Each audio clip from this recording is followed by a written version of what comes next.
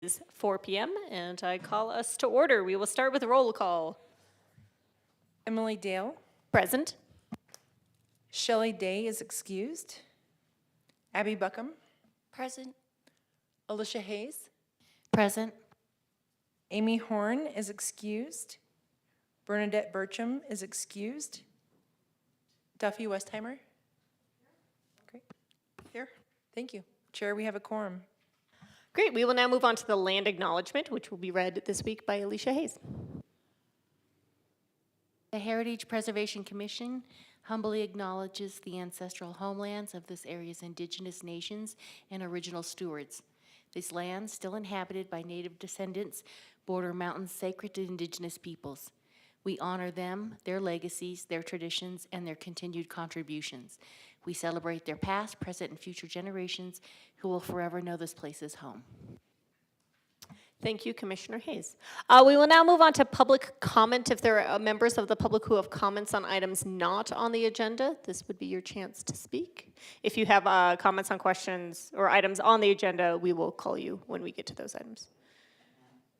Any public comments?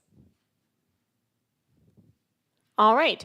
We are actually going to have a bit of a shuffle, and we're going to first hear on the Prop 207, as our city attorney has very graciously come to chat with us today, and we would like to be able to get him home at a reasonable hour. So, Michelle, if you would, or Sarah, if you would like to introduce this item for us.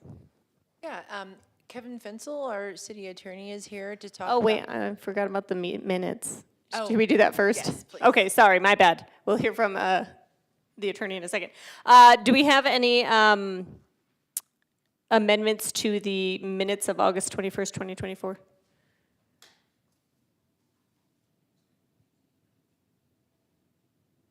Nope. Okay. Can I get a motion to approve those? I'll make a motion to approve the minutes. I'll second that motion. All right, we have a motion from Commissioner Buckham and a second from Commissioner Hayes. All those in favor? Aye. Aye. And the motion passes. All right, now we will hear on Prop 207. Okay, thank you. Kevin Fensel is here to talk about Proposition 207, as well as we have a map showing where we have Prop 207 waivers. All right, turned over to Kevin. Thank you, Michelle. Chair, members of the commission, Kevin Fensel. I'm actually the deputy city attorney, not the city attorney. But yeah, I was asked to come and give an overview of Prop 207. This is really for your benefit, so whatever questions you want to ask, or if you think I get into too much detail, just let me know. I do have a presentation that I have given to council before, and I think that's where what I was gonna start with, and then we can go with any questions after that. But again, if you think this is not what you were looking for, if you just have specific questions, feel free to cut me off. I don't want to waste your time, and just get to the questions you have. We do have a map that I did not prepare, but one of, I think Sarah's staff prepared of the different properties, and we can show that as well. Sarah, I don't know where I put that. So you may want to, if it's on there, you can throw it up after. Let me get through the presentation first, but if you're prepared, that'd be great. So Prop 207, as we call it, is really ARS 11 or 12-1134. So that's where you can find it in state statute. We probably need to stop using Prop 207 because there's been other Prop 207s and people seem to get confused. But this is the proposition that essentially was a property rights proposition that allows property owners to seek compensation for diminution in value of their property as a result of a land use law. That's the general summary, but we'll walk through it in a little more detail here. I'll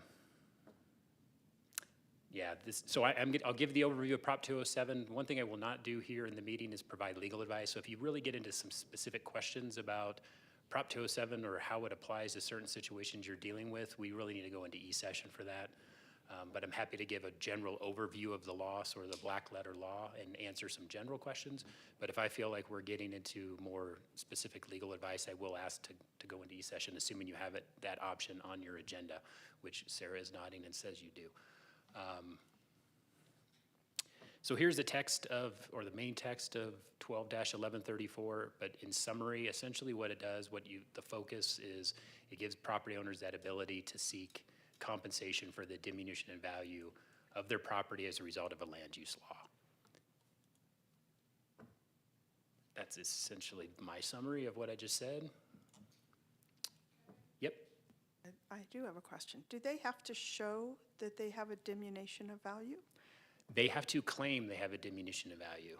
We can reject the demand in the claim, basically reject their claim for the diminution, and we can go to litigation, and that issue would obviously be fleshed out in the litigation, but there's no requirement in the state law that they have to provide some evidence of the diminution in value. So what's on the screen now is a definition of a land use law. Any statute, rule, ordinance, resolution, or law that regulates the use or division of land or any interest in land. One detail we like to point out is this is not limited to the zoning code, so it could pop up in any other code or regulation the city adopts that could fall under that definition. Some exemptions here. So these areas we can regulate and avoid a Prop 207 claim. But there at the bottom, the key point is we have the burden of demonstrating that exemption applies. Sometimes, this covers stuff like the building code. That's probably the big one where we adopt our building codes and health safety codes. We don't have any concerns there with Prop 207. Some of these other ones we haven't really gotten into. It's really that first bullet is the clear exemption, and no one's really challenged us on that. We don't get Prop 207 claims when we amend our building code or anything like that. It really is, even though I said before it's not limited to our zoning code, most of the claims come out of amendments to our zoning code, our text amendments to the zoning code. Public health and safety. So this was an issue a few years ago, and this is actually a pretty old presentation I gave to council. I don't need to spend a lot of time on this, but there was a case out of Sedona where they tried to argue that one of their amendments, I think it was to their zoning code, was for public health and safety. And what the court basically said, they denied or they rejected Sedona's argument. And they essentially said, you have to have more than just the assertion. I think what Sedona did is they just, when they adopted the amendment, said this is for public health and safety. And there was really no data to back that claim up. And the court said, so you have to do more than just an assertion that it's public health and safety. You have to really show why it's being adopted and how that impacts public health and safety. I will tell you, there's not a lot of case law on Prop 207.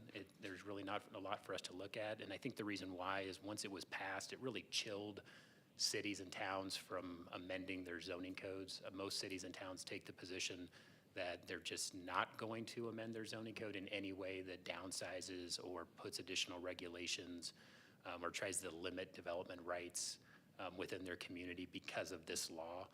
So because of that, we haven't really seen many challenges because nobody does it. Sedona was the first one that I think started to push the envelope a little bit and immediately got a claim that went up into the courts, and they slapped him down a little bit. So since then, we don't see many cities doing much in this area. Some common misunderstandings, we get this a lot. This is more for the community. We don't violate Prop 207. It's not a law that we violate. It merely just says that if we do something that, if we pass a land use law and it does diminish the value of a property, that we have some choices. The main one is that we can pay it, but we don't violate it. Sometimes people start to think you can't do this, or you violated Prop 207, and that's just something a city or town cannot do, and that's not the case. We actually can still enact land use laws. Again, most cities don't. We can enact land use laws that reduce the fair market value of property, or at least arguably. But again, most cities don't. If we do, we just have to compensate the property owners. Unfortunately, when you get into that area, the compensation is pretty significant, or at least the claimed compensation is pretty significant. So again, I think that's why most cities and towns don't go down this path, or try to avoid it, I guess is the best way of saying it, or the better way of saying it. We did put this in there. There's always the opportunity to amend your zoning code or amend your regulations in a way that could arguably reduce the value of the property. But if you have the neighborhood or the the area where you're enacting that regulation, they're all in agreement that they want it. So for example, if every property owner in T6, right now T6 zoning agreed that 60 feet was a little too high for buildings in T6 and they all wanted it to go down to 40, that'd be a great time to amend your zoning code. The idea there is that you shouldn't get a claim because everybody agreed with it. We put this in there because we didn't want the council or commission thinking that the city's hands are tied. They're not. I think it just really forces cities and towns to maybe think a little more about some of the regulations we pass, and ideally, you want to get the community on board with it. And if the community or neighborhood's on board with it, then you shouldn't have a concern about Prop 207. So what happens when they make a claim? Landowner has to make a written demand to the city for a specific amount of just compensation. You see the definition of just compensation there. Sometimes property owners will come in and want to make a claim and they don't realize that the law says that you have to own the property at the time of the land use law being when it was passed, the date it was passed. Sometimes we'll get a successive owner coming in and trying to make a claim or ask if they can make a claim, and the answer to that is no, you don't have a claim because the property transferred to you after the land use law was passed, and in that case, there is no claim for that parcel anymore. It only applies to the owners that possess the property at the time the land use law is passed and then make a claim after that. It seems like you have another question. May I ask another question? Emily, is that okay if I ask another question? And you may say this, but isn't there a 3-year window There after? is. Yep. You're way ahead of me, Duffy. You know this stuff. This is what I mentioned, the options we do have. So when we get a claim, the city can deny the claim. If we don't think there is a reduction in value or maybe we question it, we can pay the demanded amount or try to negotiate a lower amount. So if we get a claim for $1 million and we think, we see a little bit of diminution in value here, but nowhere near $1 million, we can try to work with the property owner for an amount we all agree to. We can amend or repeal the land use law, or we can issue a binding waiver of enforcement. And if you've paid attention to council meetings, in fact, last night we had one of these on the agenda for a parcel in Canyon del Rio. This has been where council has gone most of the time, if not all of the time, granting a binder waiver and enforcement to a property. And what that essentially does is it says that land use law no longer will apply to that parcel, and that is in perpetuity. In cases like that, once that's granted, that property can change hands, and the binding waiver of enforcement runs with the land. So we got a lot of those for high occupancy housing. We saw a lot when that ordinance was passed. The most recent one we had last night was for an amendment to the sustainable building incentive that was passed in 2022. But really, it's high occupancy housing has been the one change in our zoning code that has really triggered a lot of these requests. But that one has actually run. They have 3 years to make a claim, and if they don't make that claim within 3 years, then no additional claims can be made. Sure. The binding waiver, so that means they stay with the zoning prior to the change, and they can never change it afterward if they want to? Or is it only bind until they come to say, oh, well, now I like what the law is, and I mean, who knows what will happen in the future? Can they change it later? I don't know the answer to that. I don't even know if it's in the law. I mean, it's a recorded binding waiver. I'd have to look at that. I don't know the answer to that off the top of my head. We've never had that request. But yeah, it's a good question. I'll have to get back to you on that one. If we do deny the claim, we have to make a decision within 90 days on what we're going to do. Like I said, most of the time the city has waived. There's the answer to your question, Duffy, the 3-year. Any cause of action, they have 3 years. The notice of claim requirement does not apply. That was one of the questions we got some of the time, is a notice of claim has to be filed against the city within 180 days. That obviously does not apply to this section of state statute. The 3 years is the only limitation on it. Fees and damages, this is important because I think this plays a lot into the decision of whether or not to maybe challenge a claim or to waive. The prevailing plaintiff in an action for just compensation may be awarded costs, expenses, and the key, the reasonable attorney's fees. That, I think, is what makes this decision pretty hard, is that if you're going to challenge a claim, you better be pretty sure that you've got a good argument that the claimant is wrong. Because if the city challenges and the city loses and we have to pay attorney's fees, that can be pretty steep. Most of these developers are represented by, good attorneys that get paid pretty well, and to pay those attorney's fees can become pretty expensive. So that's always a consideration. Punitive damages, we don't need to get into that. But that's really it. That's an overview of Prop 207. If Sarah can maybe throw up on the screen. Sharing, I think it'll show. Sure. How this is played out with some of the waivers. And so we mapped the waivers in certain areas. So this is the North End Historic Residential District. It looks like there's 3 parcels there that have received waivers. Are those for HOH?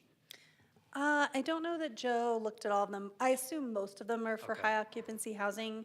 And the buildings in black, and this is not all of them, are contributing historic buildings to the district. The ones that are in gray are just non-contributing buildings.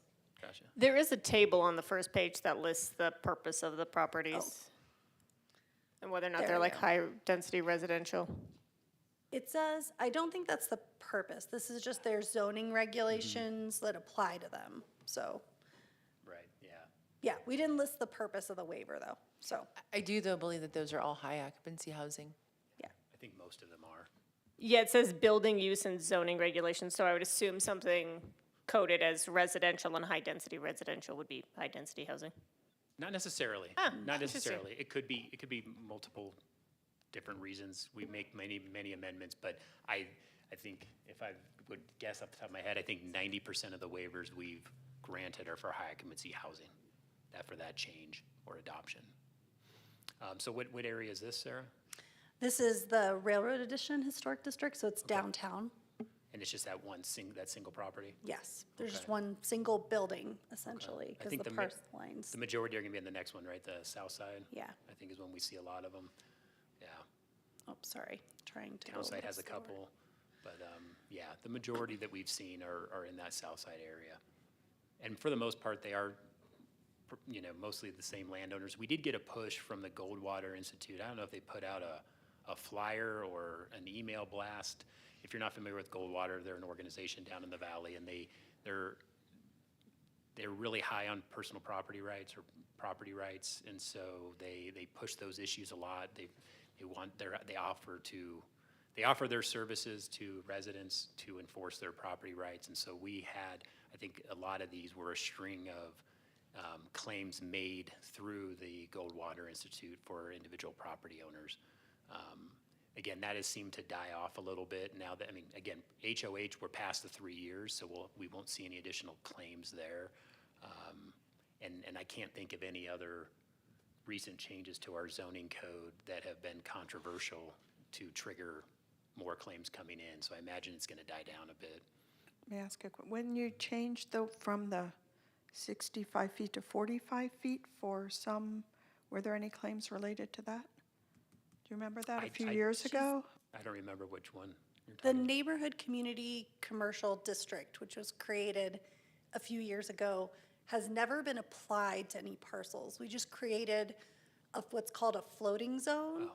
And the floating zone is something that can be adopted by property owners. And I think there has been some discussion with a few property owners who maybe are in areas where the 60-foot height isn't appropriate for their rezoning, given the context they're in. They're kind of in a neighborhood, but they need the commercial for some reason. Because of their use, like they can move into neighborhood community commercial, which gives them the suite of uses for community commercial, but only a 45-foot building height.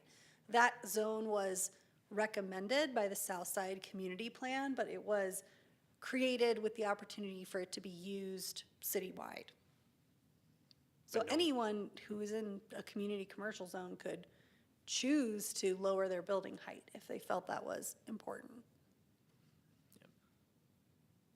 Are there any other areas we have the map? This is the town site area. There's Okay. just 2 parcels at the corner of Birch and Park. Okay. And then I think we have Plaza Vieja, which is not a designated historic district, but has a lot of historic properties. So there's just 2 parcels in this area too. Neither of them are historic structures. And then just a handful in Sunnyside that are very spread out as well. And these maps only cover the historic districts? Yeah, they cover the historic districts and neighborhoods. There is the ability to pull up a citywide one. But it's really, they're so small, they're really hard to see unless you're down at the neighborhood level. Yeah, I was going to say, some of the more recent HOH claims came out of Pine Canyon and some of the other neighborhoods with larger homes, because the 5 bedrooms triggers 5 bathrooms triggers HOH. It's kind of an odd provision in that amendment. So we saw a lot of parcels in those in Pine Canyon come in and want the waiver because they wanted more bathrooms.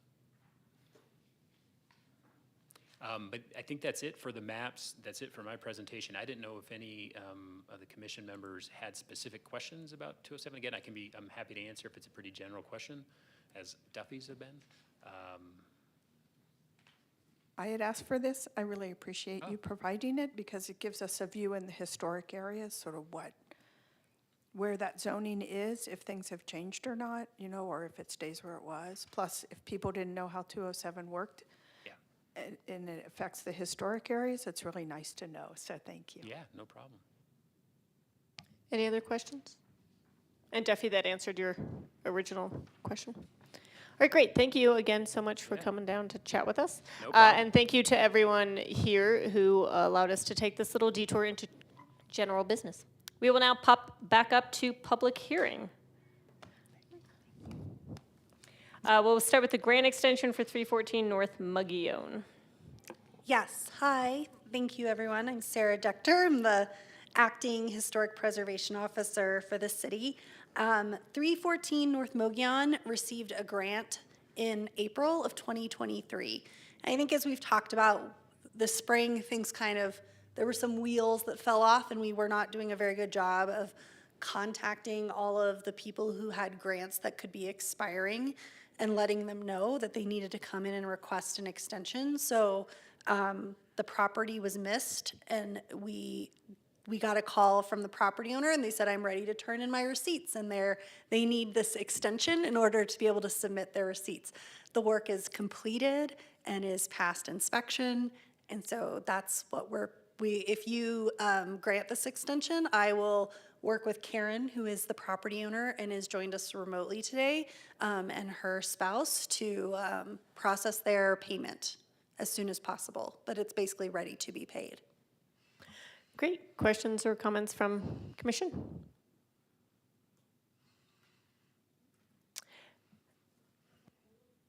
Oh, I have one quick question.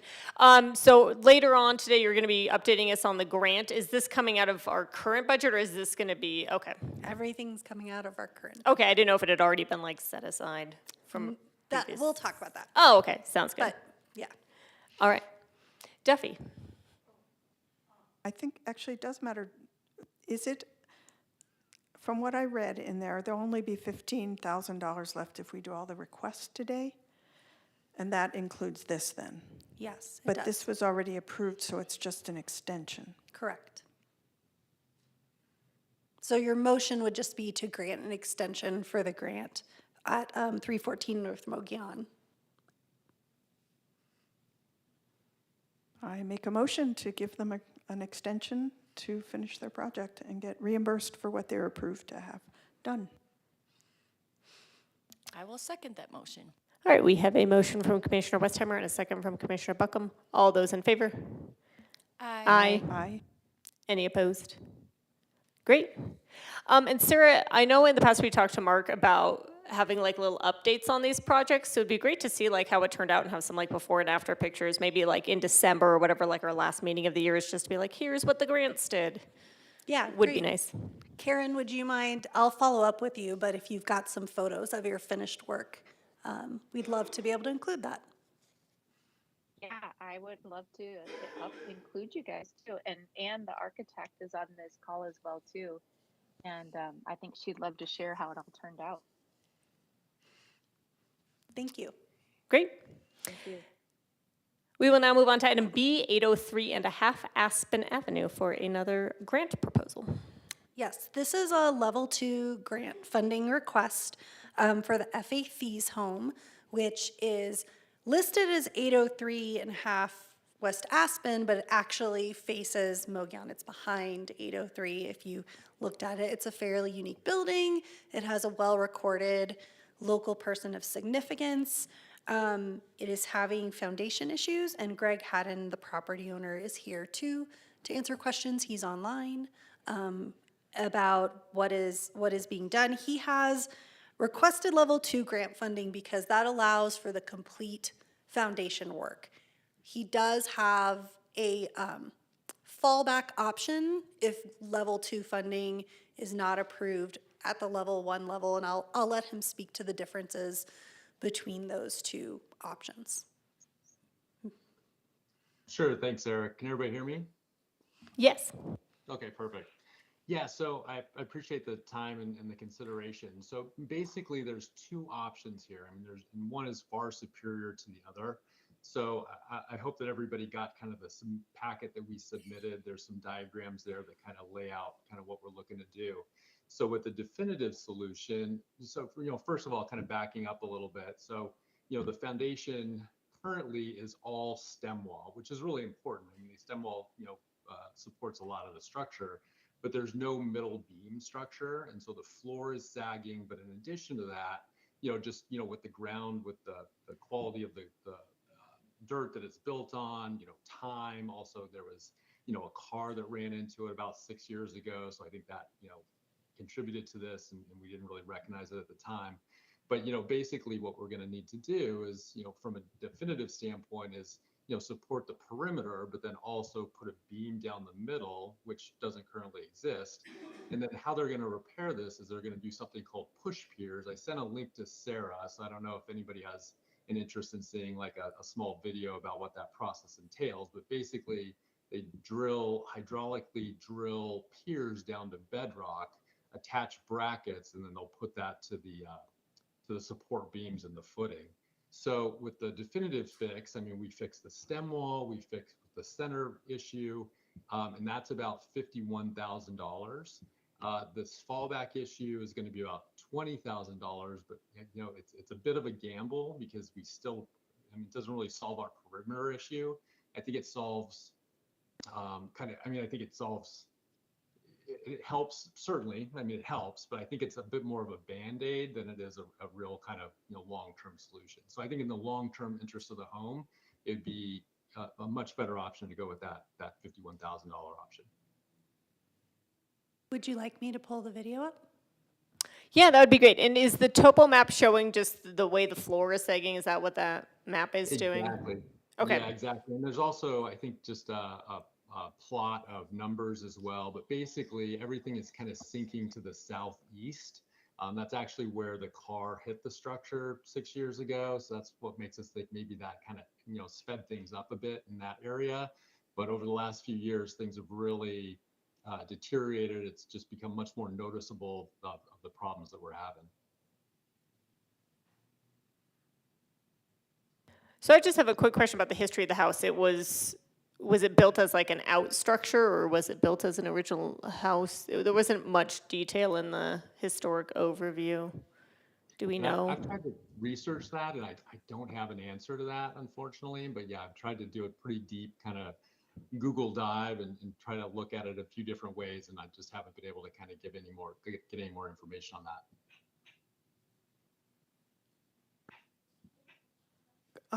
Did I miss what the other option, the second option, less expensive option is? I don't remember it really being described.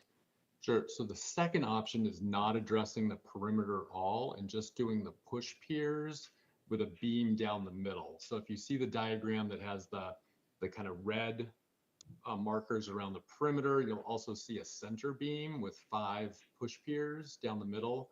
So the definitive option includes the center beam and the perimeter. The cheaper option is just the center beam.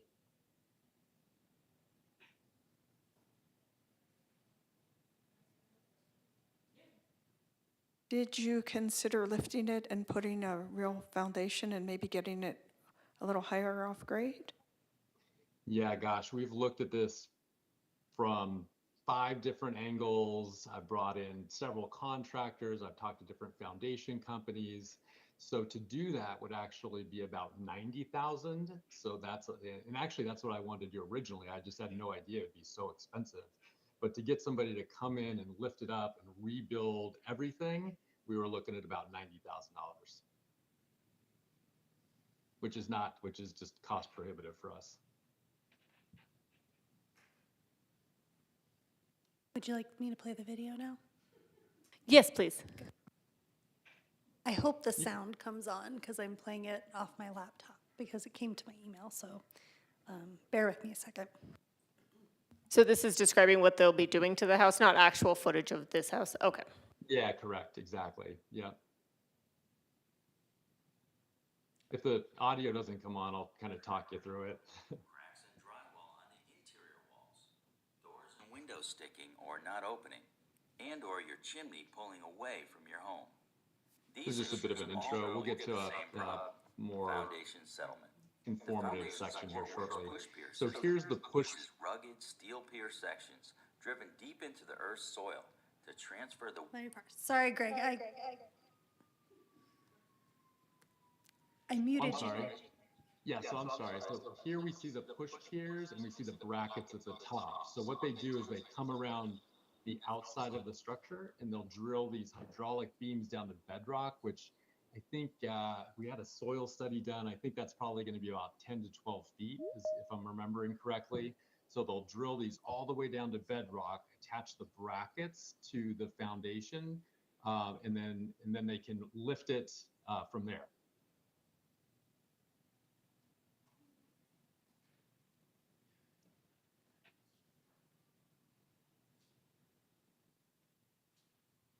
weight of your home onto the piers, which rest deep in the earth onto load-bearing soil or bedrock. Not only And there we see them just hydraulically lifting that area. It also provides the best opportunity to lift your home back to its original level position.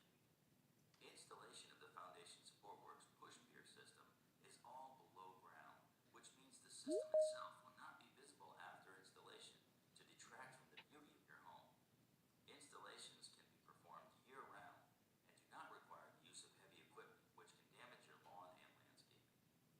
During installation, heavy-duty steel foundation brackets are secured to your foundation's footing.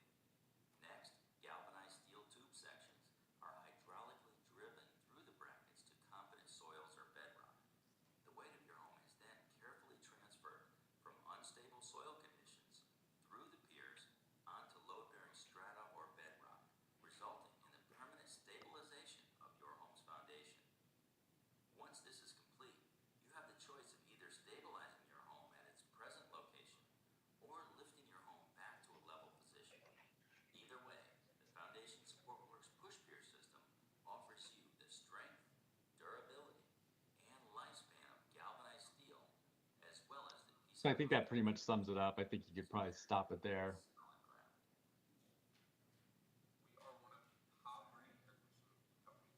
solid ground. Does everybody feel like they have a good sense of what we're trying to accomplish and how we're going to do it? Yes. Sarah, do we have pictures of the house? Were those meant to be included or?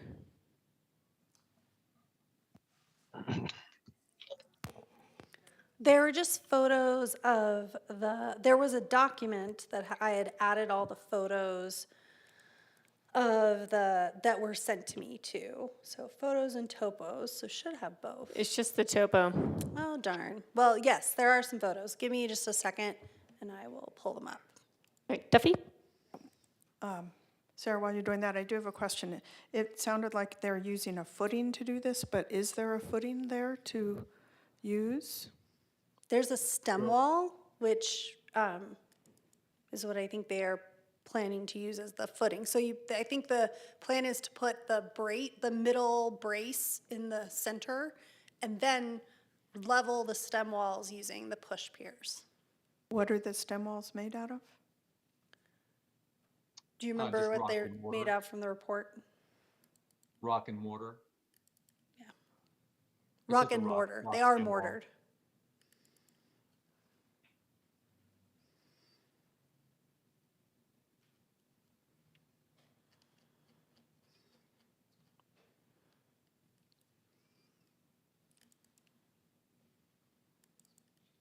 Let me find some photos here. Just a I think you answered this, but I'm going to ask it just to be clear. Are you lifting it at all, since that's a possibility? It said you can. So there's not, so yeah, like I said, we have looked into lifting this, but that was the plan that was gonna cost us like $90,000 to just lift it, kind of move it, redo the whole foundation. Like I said, that was actually what my preference was originally, because I'd like to actually have it a little bit higher, but it's just so cost prohibitive that it's just not something that we can do. So there's no moving of the structure at this point. It's just gonna be, raising it with the push piers. Okay, thank you. You can see it's a pretty small structure, but it does have really unique architecture for the neighborhood. There's not really another structure that looks quite like this one. But most of the photos here are just showing the evidence of the foundation issues that can really be seen in several sections, including this large gap, which will get corrected. Yeah, that's what I was hoping to see. I wasn't hoping to see damage to a foundation, but the proof of it. Yes. Okay, is this the one showing where the crossbeam's gonna go that Greg was referencing? Okay, yeah, that one's not in the, I don't know why it Document only as well. uploaded one page of many, but we'll say that's a software error, because it was all, I had put it all in one document to upload. I'm happy to send a picture to Sarah real quick if that's something that you want to take a look at. she was able to pull them up. Yep, I've Oh, got she it. was, okay, perfect. All right, other questions or comments from commission? So our main options are to offer up $20,000, and that would stabilize the building for the foreseeable Presumably it- future, or Yeah, I mean, it has a forever, life- per the video has that a we watched, lifetime warranty. or do basic repairs that might mean they come back, or would have to do further repairs in the future. Right, Yeah, and I think that's an accurate state. Oh, I'm sorry. yeah, sorry, Greg. I don't mean to cut everybody off. We can't hear But you yeah, very so well. that's an Can you accurate speak a little statement. louder? Oh, can you hear me, Sarah? You got a little quiet for some reason. Okay, I'll speak it a bit louder. So yeah, I think that's an accurate statement. So basically, with the definitive solution, it basically has a lifetime warranty. So if anything does get out of level, they can easily come back and raise it an inch here or there. But theoretically, that shouldn't happen since they're going down to bedrock. With the lesser solution, yeah, I mean, I think this is definitely, we're just kind of kicking the can down the road. Maybe when it's a more feasible financial situation for us, or maybe the next owner of this property, they're just going to have to kind of figure out what they want to do about that stem wall. And I think there's one photo in particular that shows that there's actually a gap in the stem wall that is of concern. So this photo, which is not very far from one of the corners, is one of the reason we recommended level 2 funding here, is because this, not only getting this repaired, but leveled out and corrected. Was this the side of the house, the place where you have kind of the several inch gap in the rock foundation? Is this where the vehicle hit the house? Yeah, I can't see the picture you're referencing, but if it's the one I'm thinking of, then yes. So it's that southeast corner is exactly where that car hit. So they didn't identify this at the time that the car hit. They did come in for a certificate of no effect, and it was approved by Carl, and the repairs were done in about 2015 or 2016. So this damage has been present on the property and getting worse since then.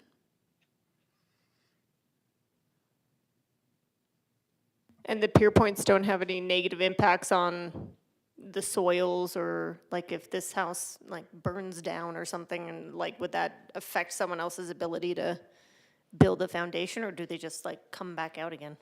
I think they can just be pulled out again. Oh, okay. That was just more of a curiosity question than Yeah. I preferred if this building stayed, but Would it be fair to say that by doing the lesser repairs, that in the end, it will end up costing more in the future? Yes, I think that though Greg doesn't have a second estimate of what it would cost to split it, that's generally true of this kind of contracting work, is when the contractor's in there, if they have to come back a second time for a different, for either repairing, or what if the center beam fails because the house is being pulled down by these gaps in the foundation, you know, you can risk the first repair by not doing the full repair in some cases. Other questions or concerns from commission? I will ask the other commissioners if they found any Secretary of the Interior standards addressing this kind of repair, because I did not. For level 2, it has to be SOI standards. If it wouldn't affect the integrity of the structure as far as how its location, design, setting, workmanship, feeling, association, how it visually looks, I don't see that that would be a problem. I did quickly look through the Secretary of Interior standards for foundation, and it really is more if you're changing the look or if you're not doing appropriate repair to material, so I don't think that applies to here. Right, this is probably preserving more material than if they picked the house up and built a whole new foundation. So this would be, it wouldn't be outlined specifically, but it is a least touch repair to the foundation. We've certainly allowed more complete and invasive, like the $90,000 option on other historic homes in Flagstaff as certificates of no effect. I just needed to ask that. No, good question. Yeah, and thank you, both of you, for thinking of that, because it had completely slipped my mind, so. Yeah, we have not done a certificate on this yet. We wanted to, because Greg wanted to know what kind of grant funding he would get so he could put in his foundation and his HPCC permit. But I would move to make it a certificate of no effect and approve it administratively. Oh, I guess I should also ask if any members of the public are here for this item. I forgot to do that for the last one, too. We have Okay, a lot of items tonight. I know. I'm just so confused that people are here. All right, any other questions on this item? Do we have a motion? Do we need to chat about things? I move to approve a level 2 funding for foundation repair at 803.5 West Aspen Avenue. We have a motion from Commissioner Hayes. Do we have a second? I will second that motion. And a second from Commissioner Buckham. Do we need to discuss the motion? All right, all those in favor? Aye. Aye. Any opposed? Great. Excited, it's a cute little house. Thank you very much, Greg. Yeah, thank you. And I appreciate the commission's help with this. Yeah, and thank you for investing in this house. Sure, our pleasure. All right, we will now move on to item C, Randy's Downtown Garage Beautification Project. Great. So we're very excited to have a grant application tied to an automotive use on Route 66 in time for the centennial. Mr. Curtin is here to answer any questions about the property, but this is, Randy's Downtown Garage is right to the east of downtown. It has been an operating service station for the entire Route 66 period of significance. It has got a new owner who is willing to make it an exciting place and visually more appealing on the Route 66 corridor. So he has applied for level 1 funding, largely for painting and repairs to concrete and the exterior. This was a cinder block building that was painted white when it was a Texaco, as you can see from the photos. It's had some brick facade work, which is not being proposed to be removed necessarily at this time, but just giving it a better appearance. We also wouldn't necessarily repaint it white because it's not in original condition on the facade. So it would follow all the regular rules for paint and facade improvements on a commercial building. But I don't really have anything to add unless you have questions for me. I could invite the applicant to come speak. Yeah, does the applicant have anything they would like to add? He's here in person. Anything you would like to add? Could I ask Sarah a quick question? Sure, absolutely. Since it's mostly you used the word beautification. Could the funding come from beautification for this, since it has to do with image and, I'm just wondering partially because we're gonna run out of money, and can we spread out that so we have more grant money before, that we don't end up with no grant money before the end of the fiscal year? The beautification money, I mean, historic sign and facade grant money is beautification money. So it comes from BBB taxes and it's run through the beautification program. There's no other beautification grant program that covers this in particular.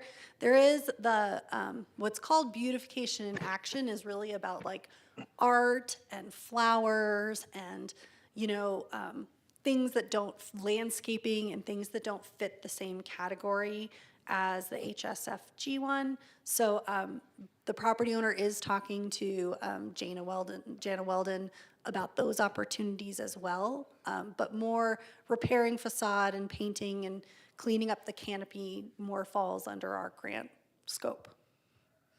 And Duffy, I get your concern about running out of funding, but I would be delighted to run out of funding. I don't think we have ever run out of funding before, and the fact that people know about the grant and want money to repair their houses. I mean, there'll be money next year. We can always have them apply again. And it's just like, I'd rather just give out the funding to the people who ask for it than have $10,000 left over at the end of the year. The last time we ran out of funding was FY 2019, and we did not have as much money as we have now. We have almost 60% more money than we did at that time, so. Anyway, yes, what would you, anything you'd like to add? Yeah, I just want to thank the commission for giving me the opportunity to speak tonight. And Sarah and team have been awesome in just helping me get the application together and just get me through the process. And so far, it's just really been wonderful getting the support and love from the community to kind of move this forward. Randy's is a staple in Flagstaff, I believe. I think it really supports the local community in terms of taking care of local customers, and we really pride ourselves in taking care of people that maybe don't have the money to always repair their cars and how we can help them, and that's something we want to continue on for a long time. I think the property itself is just kind of, it needs some love. We got to just bring it back. I think we don't want to take away from its local presence and, the painted sign in red. We want to leave that, but I think we want to just bring the building together in terms of a cohesive kind of look that blends in the community well. I think repair some of the cement, the flower boxes are damaged. Also bring in some more kind of local vegetation in the flower boxes, I think would be really nice. But we overall want people to show up there and feel like, wow, they really care about our community, and they're showing it in not only how they take care of our car, but how they take care of their property. And so we're excited to kind of just get it beautified, but still keep that heart and soul of Randy's. If I can add a little history, I spent part of today with the descendant of who built that. Oh, okay, yeah, great. And And Randy was there today too. I was hanging out with Randy, so. So the family had the longest Texaco, Yeah, whatever it is. 1948, the building. And actually, we just No, redid the. 29, I think she said, earlier. Really? Oh, wow, okay. It's even so we've- earlier, and they had the longest Texaco contract in the whole nation for Oh, wow. 90 years. I'd love to learn more about that, because I had 48, but I mean, that's even better. That's great. That's great. Yeah, then we're the oldest in Flag, if it is, yeah. And we just, like the bathroom, we just redid that. My 12-year-old son helped me redo the bathroom and brought it back to original, like the tile. Someone had put like some kind of faux over this beautiful green tile. My son was in there scraping the glue off for a weekend, and so we've had a lot of fun, and I showed Randy around a lot of the stuff we did today, just internally cleaning the place up, so I think that's it. Unless any questions, I'm happy to answer any questions or. Yes. Questions or comments from commission? I have a question. So for like the canopy and everything, would drawings be submitted to the city and work with the acting HPO or HPO when they come on so that it's historically appropriate and not trying to look like it's historic, definitely, but that it's in line with that period? That's correct. So there will be a minor commercial improvement permit for these. These repairs don't quite fall to like a building permit, but they do require a minor commercial permit. So the HPO will get a chance to review paint colors and materials, and all of those pieces of it. You can see I pulled up the photos where there is damage to concrete and, this is a driving area, and so it's got some driving damage as well. Maybe that's the theme of today, is like how cars have impacted. Hit walls Hit walls, hit Yeah. corners. There's just places that need some cleanup. The landscaping, of course, is something that Randy's working on with beautification. That's not gonna get covered by this historic grant, but you can also see the underside of the canopy really needs to be managed. The paint peeling off is not an appealing look for a Route 66 business, but those canopies are part of what people saw along Route 66, and it has a lovely facade. I mean, nothing's changed really on the facade except the brick covering that was added, and you can even see like where it was added. So original facade is here. It's in for a service station. This is a pretty unique opportunity. Really, there's only the one other service station that's in this good of a condition in the downtown area, beside Babbitt Ford, which is kind of a more complete thing, but yeah. But yes, we can repair bricks on the planters. We can make sure where they're cracked that they're repaired with the grant money. So this is a grant where maybe we're not buying as many windows, but we're kind of doing the things, helping get some support to do the things that clean the repairs up that are needed on the front. Thank you. My one concern, and maybe it's not a concern, just quibble, is that why is my brain not working today? The budget, that's the word, seems a little bit more vague than other ones we've gotten. It's just like a list of like paint, and so it wasn't quite clear, like if, I don't know, you've mentioned beautification of like plants and things like that, but I'm assuming plants aren't part of it, but the historic planters are. So it wasn't quite clear from the budget what exactly was being covered and how it equaled the amount of money. Is it just sort of more just like whatever they find gets covered, or?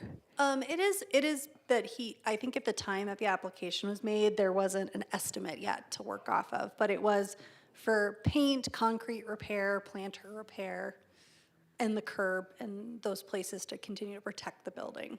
Okay, and you've seen a more updated specific estimate? I haven't yet, but I can, if you make that a condition of Okay. approval, and the HBO can approve that or bring it back, Yeah, however and you'd it like. might just be me that's thinking that, so then we wouldn't need to include it if no one else cares. We always look at the receipts at the end and make sure people aren't putting things that are not appropriate in it. Like sometimes people, go to Home Depot and they buy a paint sprayer and we don't reimburse for tools. And so Annalise and I go through all the receipts every time to make sure that everything fits the grant guidelines when we're getting reimbursement requests. Yeah, I kind of followed that. I thought just get the receipts and then get them to you guys. And I knew Sarah would either say, yes, that's under the grant, or it's not. But yeah, there's one wall on Verde that's about to tip over that needs to be maybe even replaced, the cracks that she's mentioned. But the paint overall is a really big job because we got to do the whole building. And there's all sorts of little like door frame damages. The garage doors are dented. I kind of wanted to get a sense if the grant was getting approved, then we're kind of good. I can just make sure I get the receipts to Sarah and make sure it fits within, the parameters that you guys set. Would you please put back the pop machine? Sure, I didn't know there was a pop machine. Done. There used to be an outdoor Oh, pop yeah. machine. Sold. Is Arizona a pop state? Or is it We a are now. soda state? Apparently pop is dying off. Not if you're from Michigan. I was gonna say the Midwest is clinging tight. We have that original Texaco sign. Yeah. So I'm trying to figure out where we're gonna put it. I haven't figured out a good plan. Aaron, who I bought it from, brought it over a couple weeks ago, dropped it off in the morning, so it was pretty neat. Isn't there like a signs and facades committee or something, or maybe it was something that there was a group of people who worked with Mark before on signs that are on Route 66? Well, the Route 66 Association is really interested in like historic signs and those pieces of it. But this sign has been down long enough that the sign code would not allow it to be reinstalled on the exterior of the building. Yeah. Plus they'd stop in for gas and I can't give any gas, so that'd Yeah, get confusing. But we'll So- put it inside somewhere cool maybe so people can see it, we'll make use. That's interesting to know because there are quite a few signs, I don't know where they all are for Flagstaff, that were sort of iconic along Route 66. And some cities have like pulled some of those signs out and put together places like a sign park or one wall downtown or something to display that I'm with a open, little yeah. thing under where it came from if it's not able to be put back in the same location. Yeah, I'll save it until if something like that comes up, and then if not, we'll find a great place inside. Yeah, and the David Zimmerman joined remotely he's the compliance specialist at SHPO, and he said it's the Arizona Vintage Sign Association. I do think they have a sign park like in Mesa or something, but it's not here in the community. So, I mean, my preference would be that we see the signs stay in the community if we don't have a place like that. Wouldn't want to send it down to the valley. And it was David Zimmerman with Mark and some others that were looking at the sign at the building where Proper is. Yes, So- exactly. No, it came down for a bit and then it got put back on the building. The agreement was to keep the sign when they moved in there. Yeah. Yeah, that's a historic sign. That's kind of what we consider it's a ghost sign. It's part of the historic fabric of downtown. It's covered under the downtown overlay. If there were a sign like that somewhere else in the community, we'd have to have a landmark overlay on it in order to protect the sign as a historic feature of the community. But, we have plenty of Whispering Winds and those others. It's sort of just a different process. So, yeah, we couldn't, the grant could not support putting that sign on the exterior, even though it would be cool. It may have another use, though. We'll find another use for sure, definitely. Other questions or comments from commission? Oh, I just want to say thank you for wanting to do this and preserve this, and especially the sign. That sounds really cool. Oh, I'm very thanks. glad to hear it. Yeah, we do. I'm originally from Buffalo, New York, and my brother bought a 1940s diner in Philly, and he brought it up to Buffalo, and he restored it all like perfect. That's like pink booths, and so it kind of runs in our family a little bit to preserve, cool properties.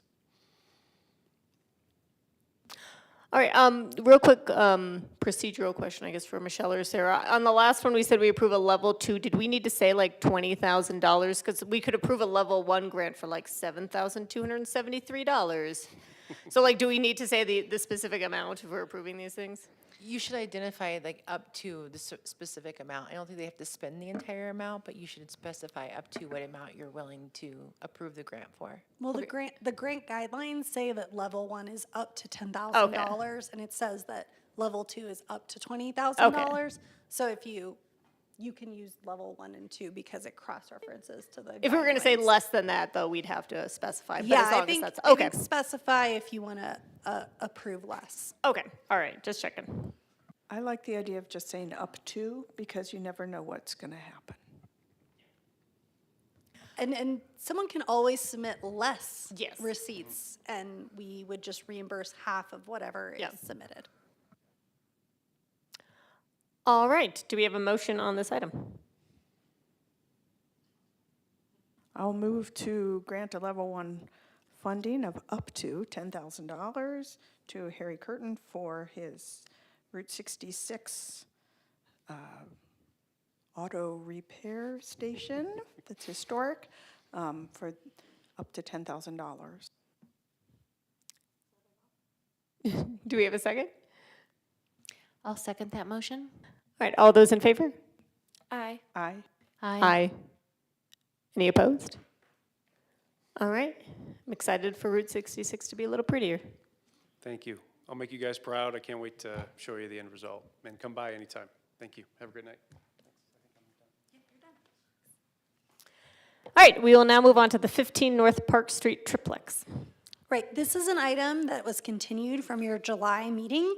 At the July meeting, you requested that this be submitted for site plan and that the applicant receive their site plan comments before proceeding, because there were questions about parking and other things associated with it. So we have attached an addendum we basically pulled forward the July staff report. Nothing in that original staff report changed. And we added an addendum that told you what has happened since that time with a revised motion. And the revised motion basically says that we'd recommend approving the certificate of appropriateness with 3 conditions. The interior yard requirement be demonstrated on all plan sets. The attachment of the addition not destroy historic materials that characterize the property, and that the new work be differentiated from the old in color, texture, orientation of materials, and colors per review by the HPO. The site plan comments requested a materials board, which will be provided with the next site plan submittal.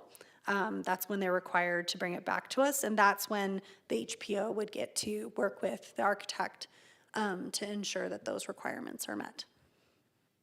Great, and do we have a presentation from the applicant or the architect? I see Aaron is online. Are you gonna come up, Ann? You've got to come up to, they can't hear, the people online can't hear you. I think when we talked, we just basically. Can you get closer to the microphone so yeah, people yeah. at home can hear? Thank you. I can cover the revisions, what we've done to the plan since our original presentation. But, you know, I think that the staff report includes our site plan drawings, so if you want to bring those up, I also have them here. But I think, you know, one of the things that we talked about last time that was a sticking point for the commission was that they didn't accept the breezeway as a addition to as a classification to the addition, or the building being an addition. And even though we had support from building staff, what we decided to do was to eliminate the breezeway, and you can see that in the drawings now if you want to go to the floor plan.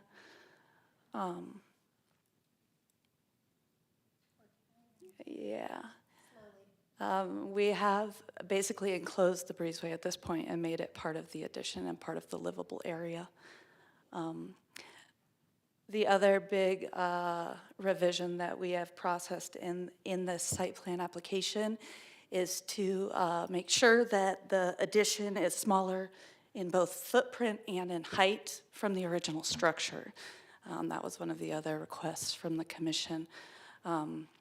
And so we have revised the footprint area so that you can see there on the area calcs now that we are smaller in both footprint and in building elevation. The other thing that we were asked to verify is the continuous yard space, which we included a dedicated sheet for that. I think it's A0.2 at the beginning, like up at the top. Or, yeah, there. One more up. One more down. But I think that demonstrates that we are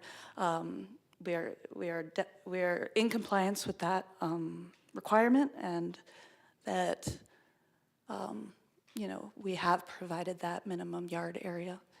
I will note that Willie does own both of these properties, so he owns the adjacent house to the north, and there is no fence between those properties. So furthermore, that is a shared yard and presents itself as actually twice as wide than what is actually available to the property line, and that's, you know, and there, you know, there is common space there and a shared deck, and we have all intent to, you know, provide lots of landscaping. We talked with stormwater on that aspect, and about, you know, detention and runoff and a swale in that area and how to handle that with native landscaping.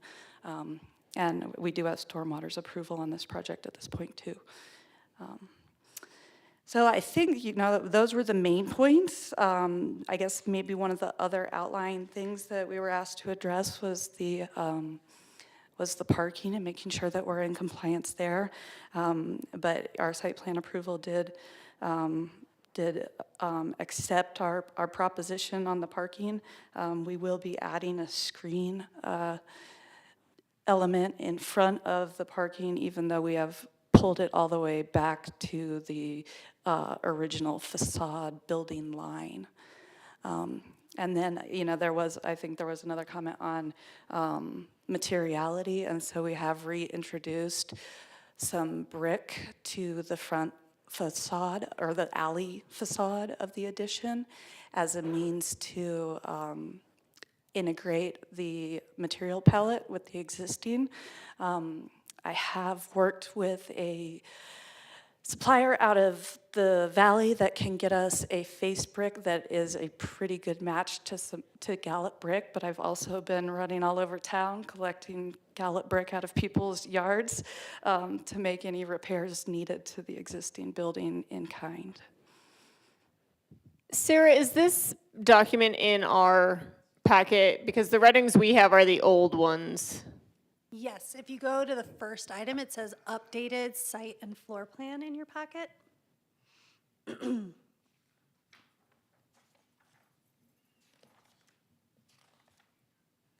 I'll see if I can switch when I'm. Okay, I see. Yeah, I left the original further Okay. down. So the updated site and floor plan and the addendum to the original staff report are the two new items, and those are 1 and 2 in your packet. Everything else is what you were looking at in July when we notified the community of the public hearing and when you carried this forward.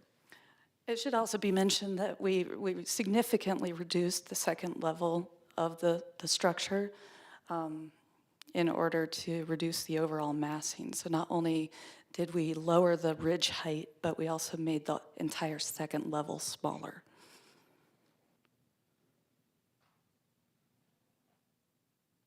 All right, thank you so much for your work on this. I guess I'll be happy to start us off. I still have some concerns.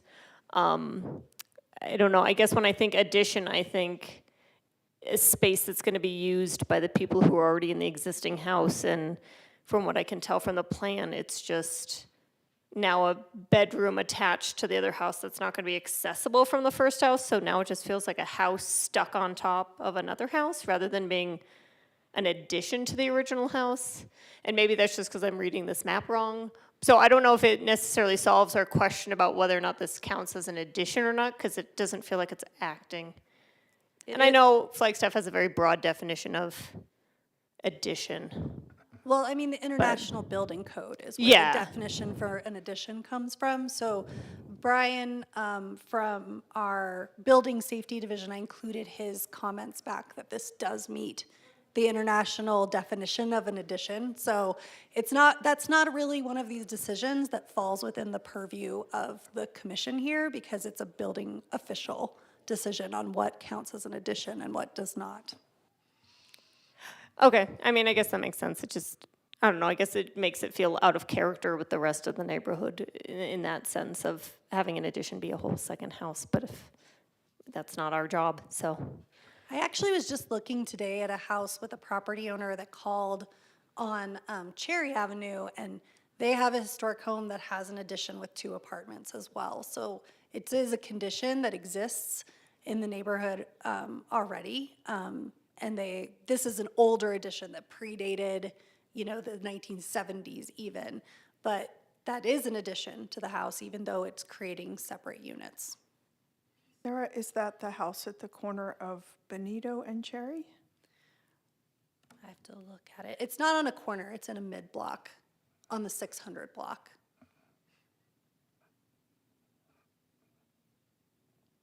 But yeah, but there are other houses in the historic downtown that have that condition. It's still considered an addition. But I think that in our concern is this looking back to how things were done historically, or is there something more recent that's not historic, that's out of scale with the historic? I don't think personally that those things count as what we look to for what we're going for with the overlay.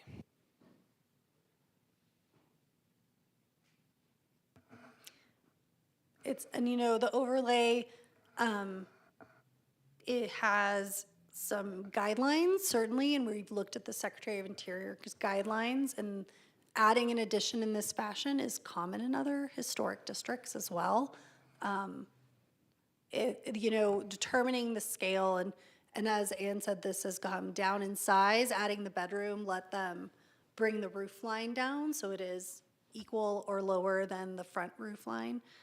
It does add a lot of mass to the back of the building, but from the street, the question for the commission is, will that be visible in a way that, from the right-of-way, that changes the character significantly? I think we need to distinguish between standards and guidelines. Correct. Guidelines are shalls, standards are suggestions, and it would be great if you would do that. But I appreciate that they brought it down, but it's still really big for not a terribly large space. And with a full second story, it is a lot more massive. And there are things in the overlay standards that are not being met. For example, you can't have a front door with a relationship to the alley. It needs to be a relationship to the street. So that street for that is North Park. And this is definitely a relationship to the alley. Also, in the Secretary of the Interior standards, it talks about the wall plane not coming forward of the historic house. And it does still. And then plus the roof will come even farther forward toward the alley. I also feel concerned that it eliminates 2 windows on the historic house in order to attach it, and that would possibly be hard to reverse. It looks like, and I'm not clear on this, but I'm sure Ann can answer, that exterior door on that southwest corner is going to turn into a window. Is that correct?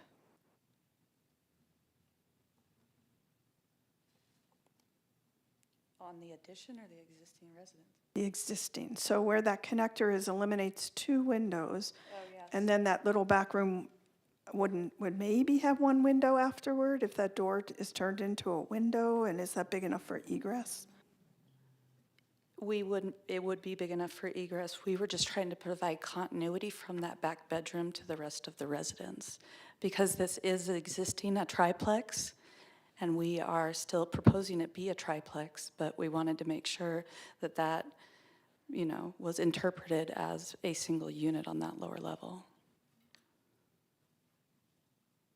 Which is the reason we are proposing the window instead of a door, so it doesn't have an additional entry. Right, okay, so will that be the only window into that room? It will.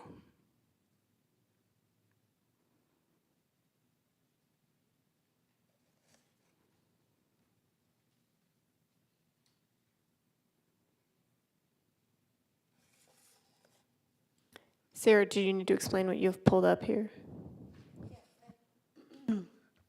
Sure, I've pulled up the section of the town site design criteria standards that we were just speaking about. So these are under site.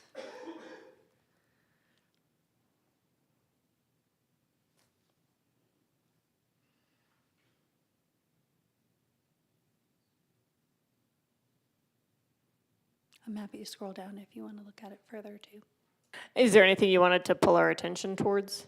No, I was just pulling up what we were talking about so that we were looking at the same language. Can we look at the standard about the wall plane? Sure. Oh, Secretary of the Interior standards in the original staff report, I think, where it lists all the standards. Let's look at the original staff report. I had interpreted that as the front facade only, not that it would be a projection on the side setback.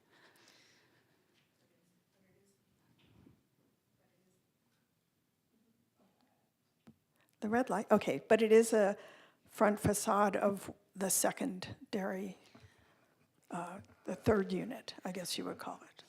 That's not how we define front facade. That would still be a side facade, even if it's the door into a rear unit.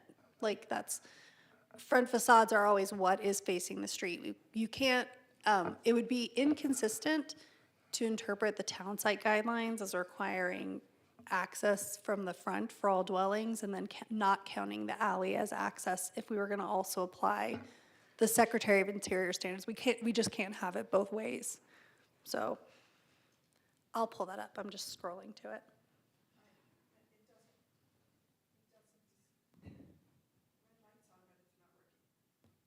It doesn't distinguish between the front facade and any other facade, it just says. Distinguishing the addition from the original building by setting it back from the wall plane of the historic building. And up above it talks about being subordinate and secondary. And this is large enough that I would not call it subordinate or secondary. I would say it's a pretty big building that they want to, is being proposed to attach to one of the biggest houses in the neighborhood. It is a multifamily project. It's not a house. It's a triplex.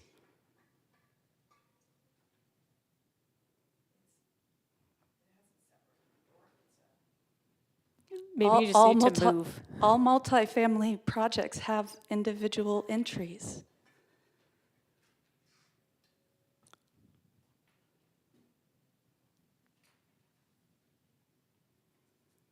I wasn't here in July, so it's really hard for me to comment because I didn't realize, I should have caught that on the agenda, that this was a follow-up on a previous agenda item. I was at a work-required meeting out of town. Is the original building, the building that we see in the renderings, is that the right building? And then there's sort of the stairs go up to a second floor. Is that the original building? Yes. So was the building where the addition's going to be a second floor, is that yet to be built, or what will be the square footage of that building in relation to the original building?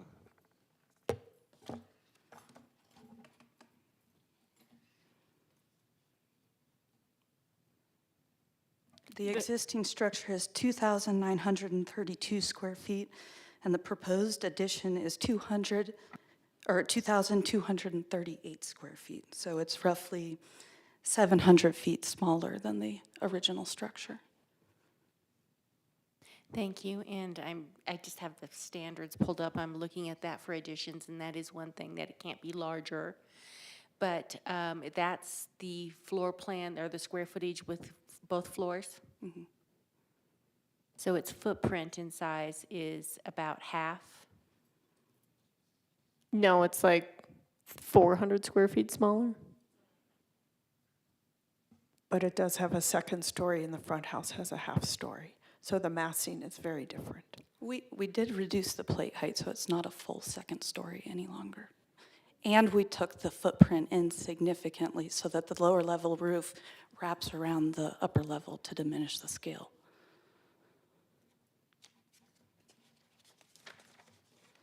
I have a question about the stairs to the upstairs unit on the historic house, and I think it said somewhere those are going to be removed to deal with the parking because there was that post in the way.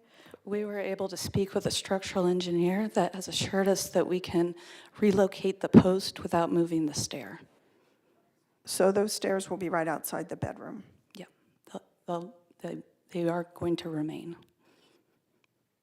Correct. They're in their original location, but what's proposed is a new, basically, support being put in, and then the old one being taken out so that the parking can fit within the required spaces. And not be fully offset off the alley. As I remember, that post would have made it difficult to park there.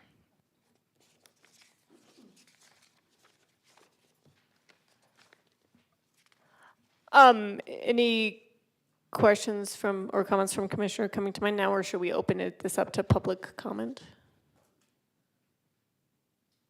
I was just gonna say, I know that this has been kind of one of the more difficult discussions that we've had, at least on my time on the board.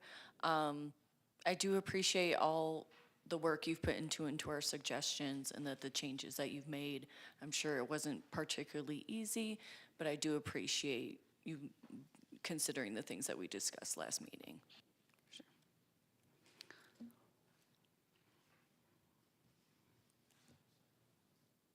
All right, I think since our discussion has sort of petered out, we'll open it up for a public comment, and then we can come back and see if anyone has any further questions. So does any member of the public have a comment on this item? If so, you can come line up behind Sarah, and you will have 3 minutes to speak. They're just here for the show. When I looked at the plans, I didn't There is a see, hand up online. Oh. Sorry. Yes. If you could just state your name, and Michelle, are you on the timer? Yes. All right, great. Hi Thank you. there. Can you all hear me? Yes. Okay. Hello. So this is Erin O'Loughlin. I am a member of UpDesign. So while I believe my comment is more of a personal as a citizen of this surrounding area, I think it would be a disservice not to mention that, yes, I did work on this project. I just want to point out that this parcel is zoned as high density residential, and I don't want that to be forgotten during this process.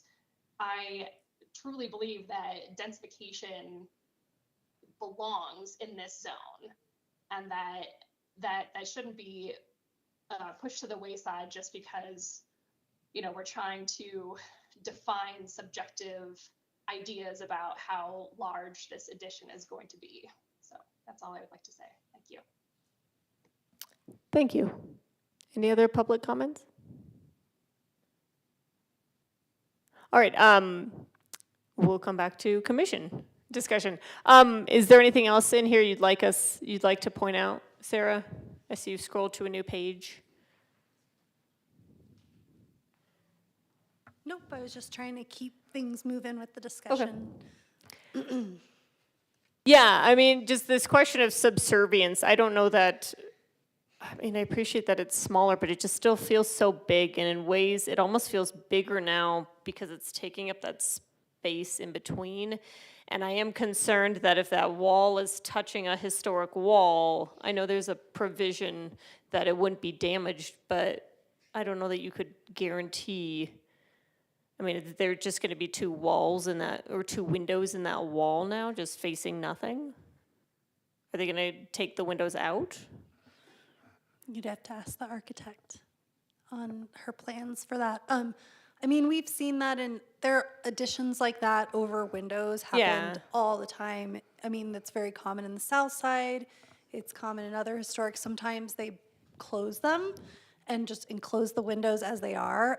The AZ Bike downtown is a great example. It's got a big stucco wall with a mural on it, but there's actually like 10 windows just closed up in the wall upstairs. So that did happen historically, and it is something you can do. So, I mean, the least impactful thing and the easiest thing to reverse is sometimes to just enclose the window where it is, or to take it out and preserve the window opening with some other kind of fill or material. But that's pretty common. We were even looking at the train station the other day and finding there were coal chutes that we enclosed, and you know, systems change in buildings, and so that's not uncommon. If you have conditions you would want to add on what that could look like, the condition I recommended was just that it not destroy any historic material that characterizes the property. So making sure that we're not tearing off the brick on the backside just because we're doing addition. We want to keep that behind a piece of drywall or some other way of preserving it so that it is reversible, right? Does the architect have an answer to that, of how you'll be preserving the historic wall as the addition is attached? You'll have to come. Sorry.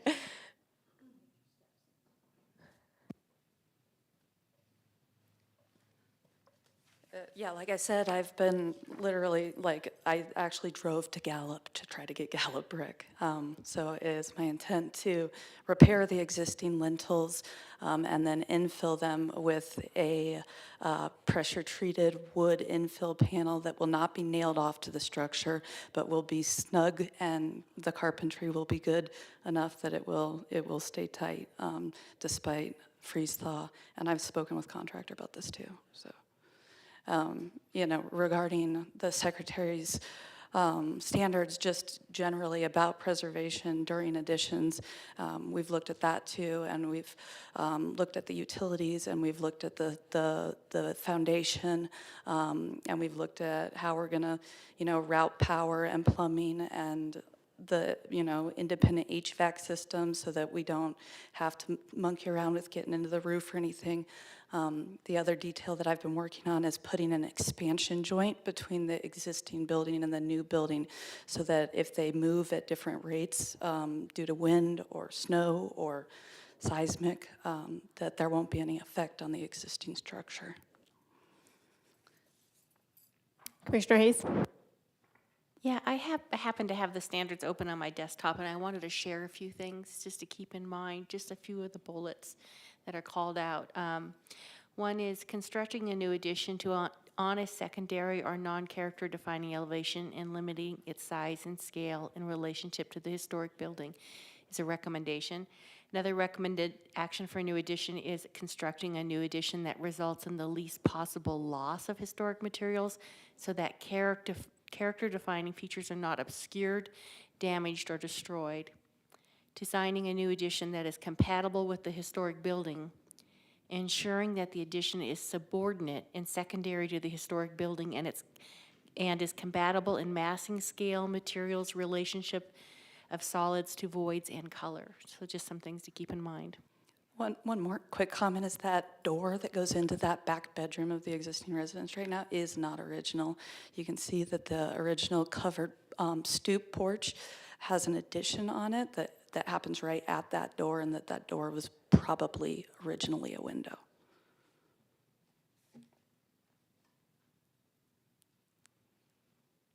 Other questions or comments from Commission?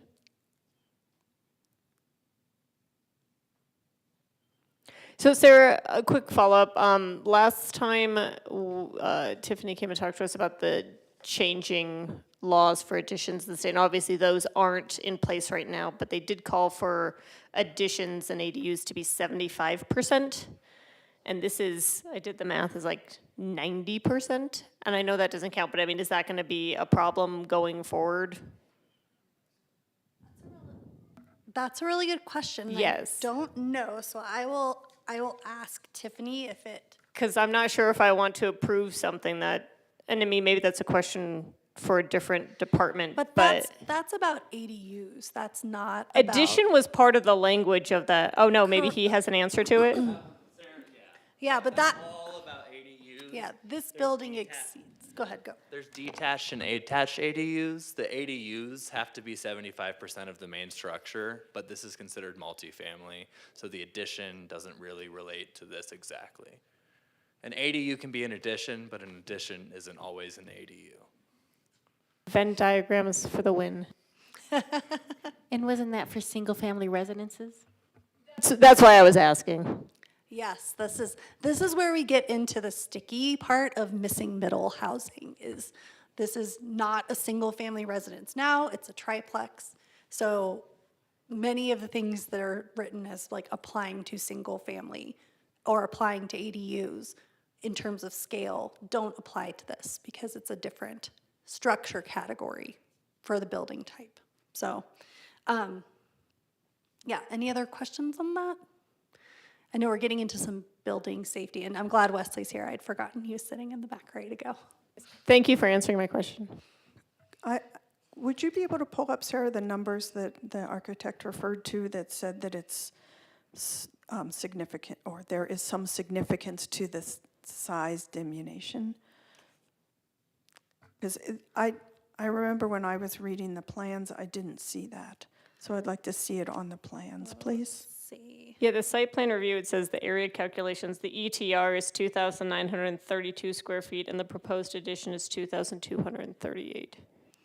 Yeah, it's some of the fine print. I think it was on the 00 sheet. Is that correct? So I guess it's about 700 square feet smaller. I misspoke earlier. Let me. The footprint or the overall? The overall. What is the footprint? How can we compare those? I'm working on it.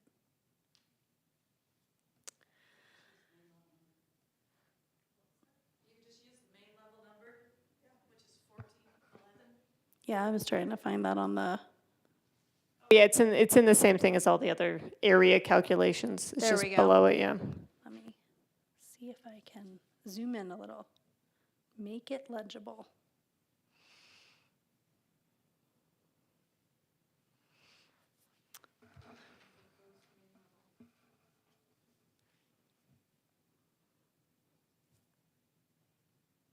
So the existing, The ETR footprint is this 2,000 square feet. The existing structure main level is the 13. The proposed main level is the 14, but has the total square footage. so the footprint of the proposed addition is larger. The footprint is larger than last time because it was originally proposed to have that patio, and now that's a bedroom, but the second story is smaller, correct? But the footprint on the ground with that bedroom is larger than the footprint on the ground of the historic. Oh, okay, I see what you're saying. No. I mean, I think this goes back to another matter of building code definition, because building code definition says the footprint of the building is not the livable area. So the building footprint of the existing residence includes that massive wraparound porch. It also includes the deck. Decks are considered coverage. Well, actually, I think we did not include it in that number, but we did include the wraparound porch in the footprint because that's what gives a building its mass. Is the and the roof covers that entire thing, so it's part of the structure. So I would argue that the existing footprint is 2,000 square feet, and the addition footprint is 1,400 square feet, and it's 600 square feet smaller than the existing structure. That we're discussing it, seems to me that it's close enough that we're concerned about it. It appears mass. It's like it looks large. It looks larger in the renderings than the original house, existing house.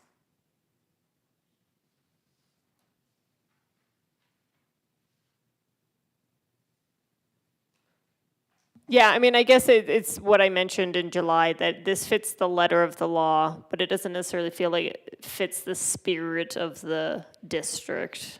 And then it makes it hard to say, no, you can't do this because they have done their job and done everything that is legally required, but at the same time, it feels out of place from what a house in this neighborhood is supposed to be. But I don't want to vote on a feeling because that is not how laws work. So I don't know. It's a conundrum in my brain.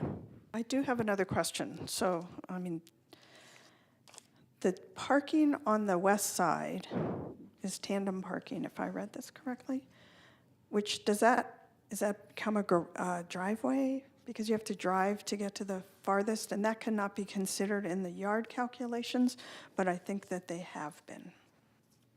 It's parallel parking off of the alley. Wesley, do you want to come talk about parking? It is parallel parking off the alley, but what I'm saying is parking is not to be in the yard calculations. And are you talking about the 1,000 continuous yard? So my understanding, if we want to go back to the landscape plan, I don't recall that being a part of the area. I think it's the third or fourth page, right there.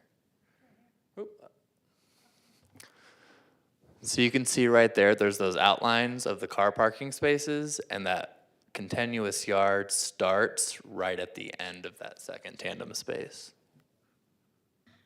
The comments from staff on the interior yard were actually this deck, which, as you saw earlier, is considered part of the existing footprint, actually should not have been included, but there's still over 1,000 square feet. If we basically stopped the yard at the deck and took out this portion on the front side, we'd still have over 1,000 square feet. That will be corrected on future site plans, which is why there's the condition that the interior yard requirement be demonstrated in all plan sets. And your addendum included the comment that staff gave that the deck and the area forward from the deck should be excluded from the interior yard calculation. I'd like to make a comment back to something Emily said. Feeling and is part of it, though. I mean, the integrity. location, design, setting, workmanship, feeling, setting, and association. So having that in the neighborhood has an impact on the district. That is what is integrity. One contributing feature that has additions added on to it can impact the whole. On that note, what happens on one property then sets precedents for others, which starts to degrade the whole, which I feel very strongly about, because this was decided by the citizens, and we had a 78% support twice, and we all agreed to follow the overlay and the intent of the overlay, and I think that there are options other than adding a very large house or addition or other unit, whatever you want to call it. I think there are options that are more in line with the intent of the overlay, and this person purchased this property and the one next door after the overlay had been in place for about 10 years. So what we're being asked today is to approve a certificate of appropriateness, correct? That's correct. So I'm kind of wondering if, I mean, personally, if this is appropriate in that neighborhood. Staff's recommendation is that it meets the criteria. From our perspective, if the certificate of appropriateness are always up to the discretion of the commission, staff can't approve them. We just make a recommendation and pull the staff report together as we have today. I think there are options of, in the staff report, original staff report, of you can add conditions to the approval if you would like. You are permitted to deny an application. When you do so, the applicant needs direction. If you want, the only option you really have is to ask them to submit a certificate of economic hardship or to bring back revisions. When you deny an application, the applicant has appeal rights, which decisions of the Heritage Preservation Commission are appealed to the City Council. So that's the implications of your options. Any questions about that? I have a question for us, if we are allowed to have an executive session. Is that an option if we wish to talk amongst ourselves? No, executive sessions are for when you are seeking legal advice from an attorney. So if you would like an executive session on this item, I would recommend continuing the item to the next meeting and requesting that the deputy city attorney be present for an executive session. Is it legal advice you would like, or just a private place to talk? A private place to Okay. talk, to Yeah, share our that's- ideas Okay. amongst each other. That's it's not more- permitted. You have to do that right here on the record. That's required. That would help me, but But if you did need legal advice of implications, that is another option. Okay, so it sounds like some of us are, I appreciate, as Commissioner Bertram has, Buckham, my God, my brain today, has said, we appreciate you guys taking our comments into consideration, but it sounds like we still have concerns. Are there things that we would like to see that would lead us to approve of certificate of appropriateness? Are there changes that could be made to this design?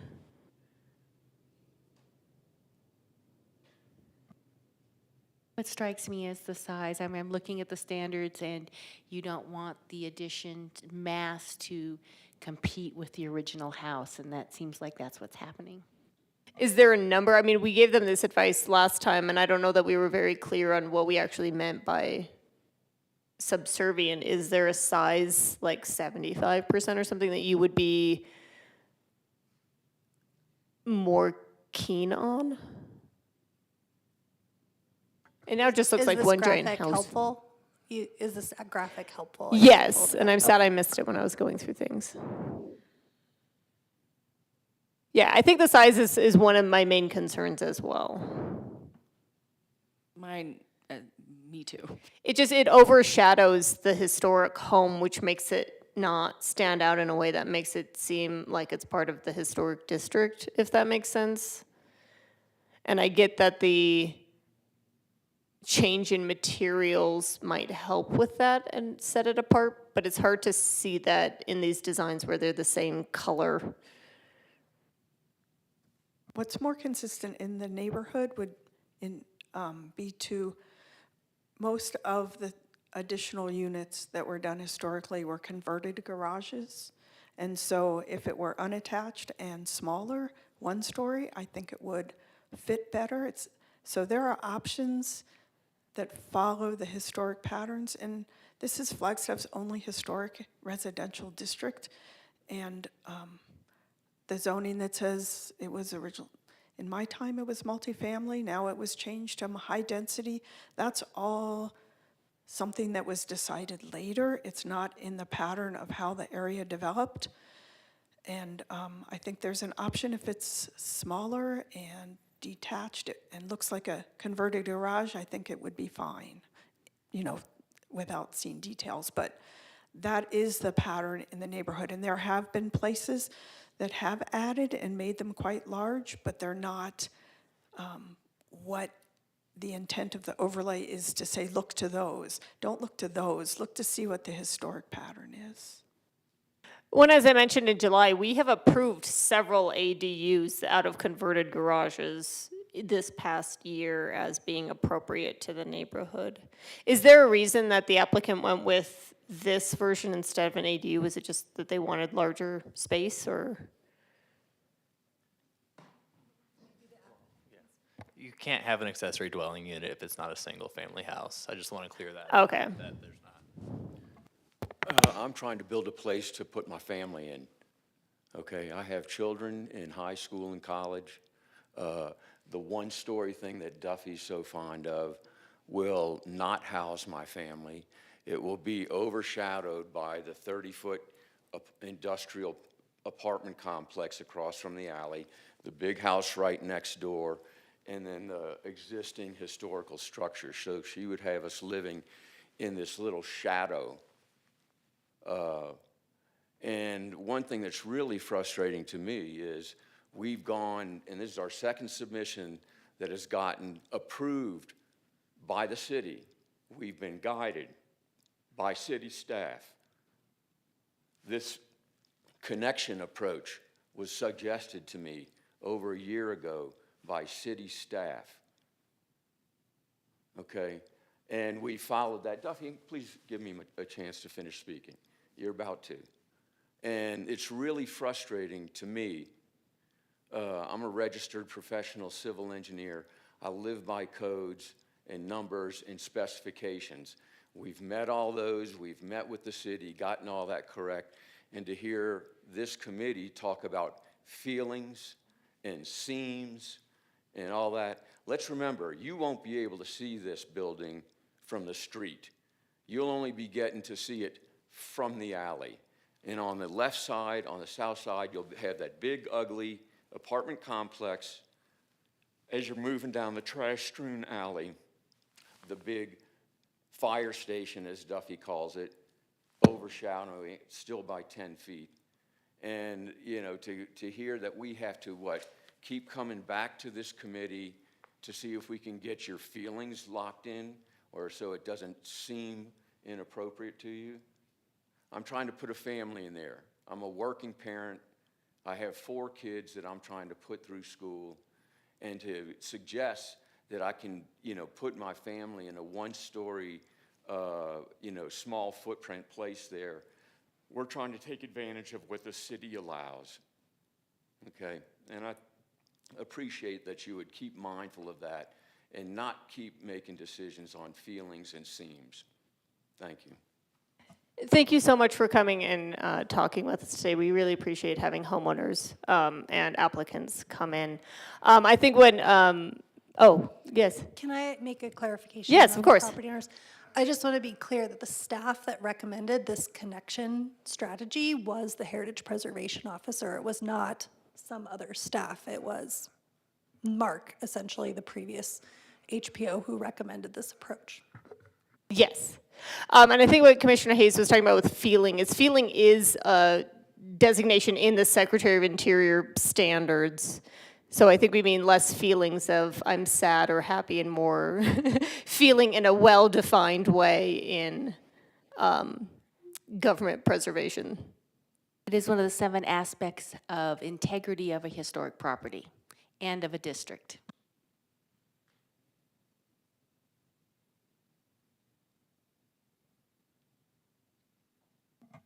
I'm in charge. Commissioner Westheimer. So if staff have not followed the overlay, that's not on us. The overlay's pretty clear, and if staff don't follow it, I can't control that. Nobody can control that but themselves. And the overlay's pretty clear. It's been in place for years. You purchased after the overlay was in place, and I don't know what else to say. So I guess going back to the more logistical aspects of it, it seems like an ADU is not an option because it is not a single-family dwelling. So we are left with an addition. The overlay allows an addition. Oh, yes. My understanding is you could put a second dwelling in. It doesn't have to be an ADU. It can be a second dwelling, but it has to be subservient and smaller. That's more than a single lot. So when the area was laid out in 1894, that's a series of lots. And my understanding is that you're allowed more than one house. But with the overlay, it can't, and the Secretary of the Interior standards, it needs to be subservient in Mass Balkan scale or size to the historic property. And that is one of the biggest buildings. So, I mean, there are options that use the historic house for your family. And I think just, it's a terminology, I think accessory structure is what we're trying to say. Just ADU and accessory structure can be 2 different things. Okay, so accessory you could structure build is a second home on this lot. An accessory structure. An accessory 'Cause structure. right now, it's already a triplex. That home that we're talking about, you're not building a second home because there's not just one home on the property. It's one structure that has 3 units inside. Okay.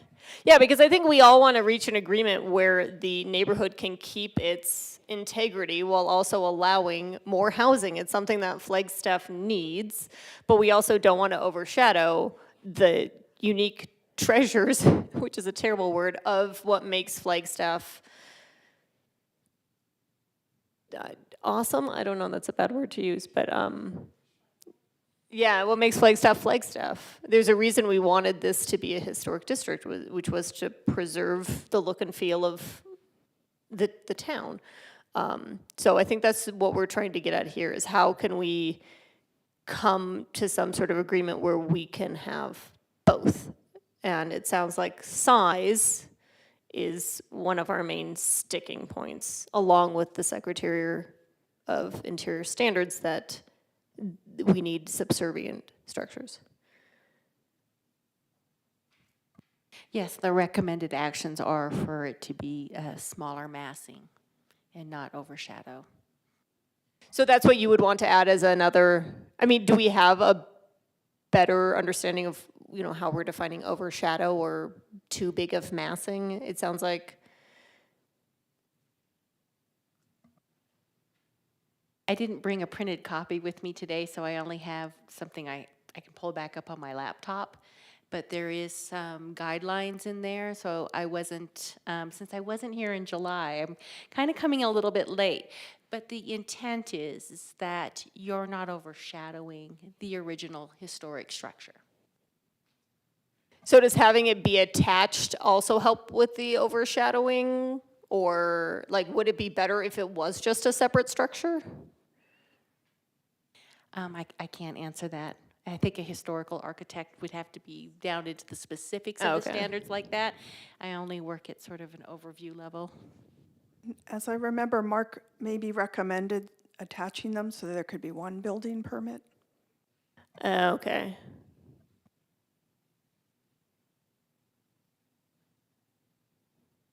That's correct. He wanted there to be one building permit and one certificate of occupancy for the whole project. That when it's attached, that makes it easier for the HPO to ensure compliance. So, sorry, my voice is getting a little weak. But I think, Chair Dale, your questions are on track. If if the commission, it sounds like maybe you're going the direction of trying to find a way to approve with conditions. I do think you have to be specific enough in your condition always. I remind you that the HPO, which is for now me, but maybe someone else by the time construction, so they may not have been here to hear this conversation, can determine conformance if that's the direction you're headed. Yeah, and I think the conditions that you have attached to this are answering some of our concerns in terms of preserving the original building and making sure it's not damaged, and making some sort of differentiation between the two structures so that the historic structure does stand out in a way. And I think just the last, and correct me if I'm wrong from the rest of the commission, just that the size still feels overwhelming or too similar. Is that still one of our main sticking points? I think that it is, but personally, I would like to kind of come to some conclusion or approval today based on the will of the owner and the hard work that they have done to try to appease us. So it sounds like we just need to have a more specific number or percentage of how much smaller we'd like it to be, correct? I think so. I was gonna add, do we want to look at the renderings and the floor plans again? Yeah, or maybe if the architect has any sort of other things that they'd considered shrinking or,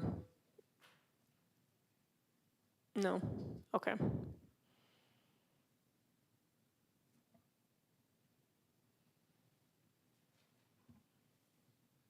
I mean, I'm assuming we're going for like overall square footage, not just the base floor plan. And I don't necessarily want to say like exactly 85% or 93% or something like that, because that might make measurements wonky, if that makes sense. I'm not an architect. I do everything in the metric system.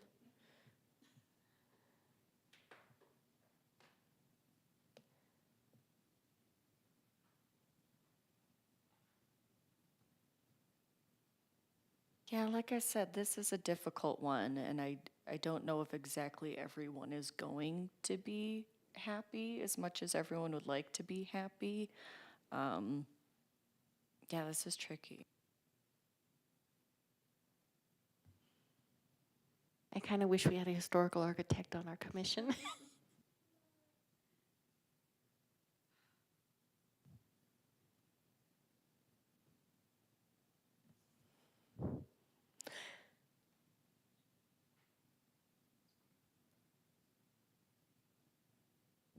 I'm just in charge of calling motions. I'm not in charge of making decisions, so other people can chime in. I know. With thoughts and ideas.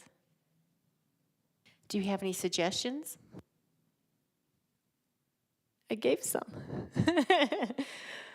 So right now it looks like if the proposed addition is 2,238 square feet of total area, and the original structure is 2,932, including things like the porch, then the proposed addition is 76% the size of the original home.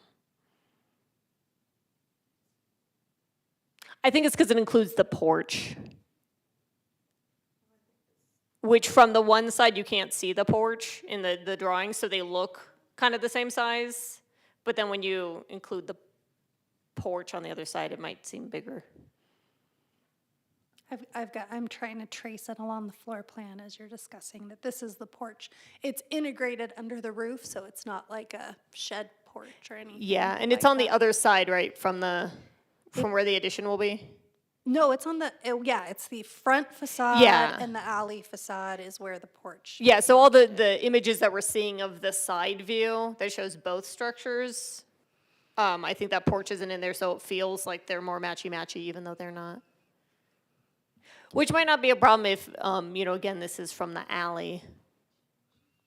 Right, and I think you mentioned earlier that the an ADU, which this is not an ADU, Yeah. starting January 1st could be 75% the area of the main unit. So this size addition would be considered appropriate for an attached ADU. Yeah. Slightly In larger. the near Yeah. future, though, those don't apply today. If that gives you some feeling about what exactly could be ahead. Yeah, so if this was 75% the size of the original structure, it'd be 2,199 square feet. So just because the state passed that law doesn't mean it's calibrated for anywhere. And so that doesn't necessarily make it a standard we should aim for. It just means that what he could pull off. Right, I was just adding it as a point of comparison Yeah. because the commissioner brought it up earlier.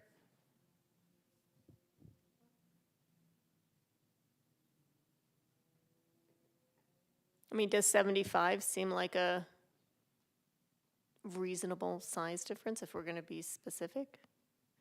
I think I could be happy with 75.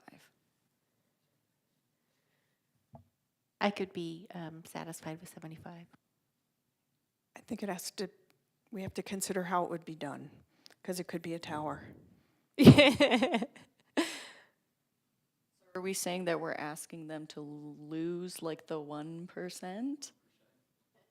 Yeah, it would be about, it would be about 100 square feet.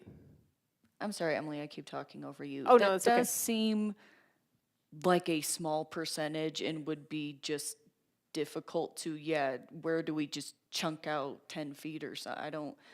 So I can be happy with 76%. Excuse me, I think it's actually only about the proposed addition is 2,238 square feet. So I think it is less than 40 square feet that we're talking about. Oh, yeah, that's silly then. Sorry, just wanted to clarify. Just one less shingle on the roof. Done. Fixed it.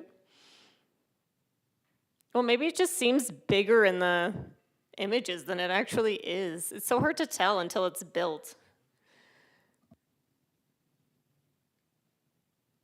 I would be happy to provide a fly-through of my 3D model. Ooh. Just for folks online, the architect said they'd be happy to provide a 3D model. Do you have that now? All right, we can pull that up. We hardly ever get 3D model fly-throughs.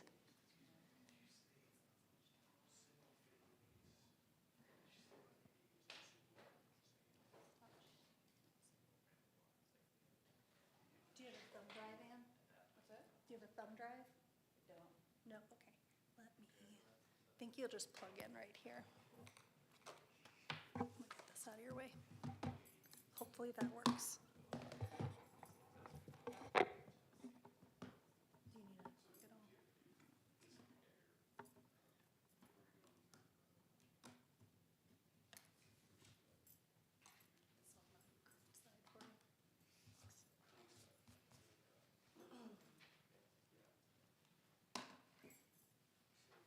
And Sarah, she's setting that up, and forgive me if I have forgotten since we've been talking about this item for so long.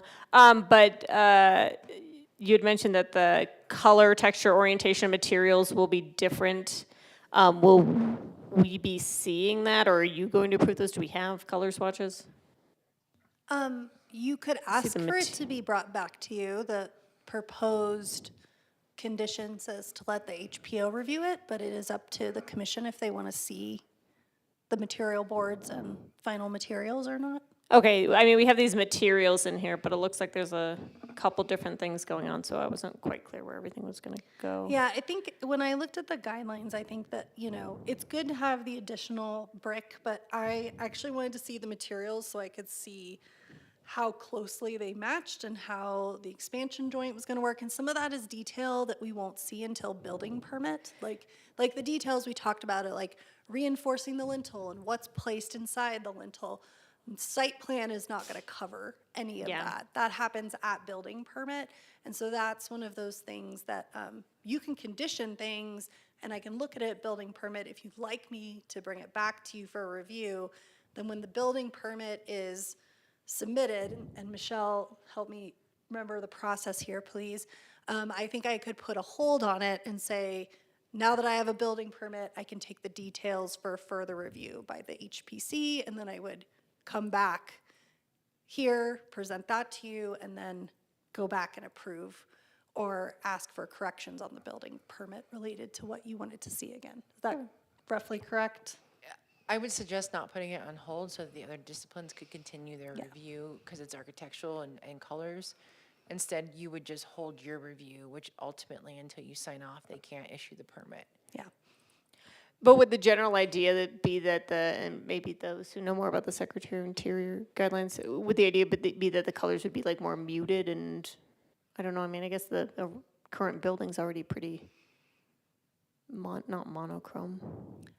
I mean, it could be texture, it could be Okay.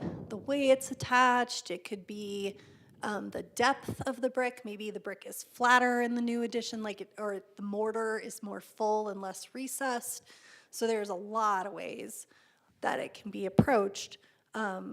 It's just too detailed for this point in the review. Okay. I'd like to add, it's really hard to describe that without actually seeing the samples, and that's usually why boards are provided, because if you say like brick and it comes back and it has sort of a modern aesthetic to it, and then it's not appropriate. So you got to see samples. Right, and I could bring the materials board back during site plan. It just won't be at the level of detail that we'll see at building permit. So if what you'd like is that I bring back the materials board and a sample of the Gallup brick for further review by the commission, then when that's provided with site plan, I can bring it back. And by the time that this process is to them, we'll have a new HPO as well. So if we just say that the owner needs to work, or their architect needs to work with the city staff and HPO, then that's covered. Right, that's why it says, per review of the Heritage Preservation Officer, because if they put that there, whoever is in this position, hopefully it's not me, I'm not great at material stuff, I can do the basics, I don't have the architecture background, then they will be able to do it. And, there's other disciplines that HPOs can come from, so the HPO may or may not be as detailed as an historic architect, but they may qualify based on other experience or training. So historians can be HPOs, and then they just have to learn the architecture piece. Yeah, and as our SHPO partner in the chat put, that of course we often ask for SHPO expertise. That will come up when we talk about some of the reports, is how when we don't know, we call Susan at SHPO and we call Ariana and we ask questions. We don't make a lot of those decisions if we're not confident in what the materials and the meaning and the physics of the building and how that might be impacted. Especially when we're between HPOs, SHPO is particularly responsive and helpful because they know they're kind of helping us fill an interim period. Did I buy you enough time to pull it up? And I just want to, if I can quickly just add, Mr. Zimmerman has put a note in the chat that as a CLG, we can use SHPO expertise as a resource. And thank you for that note.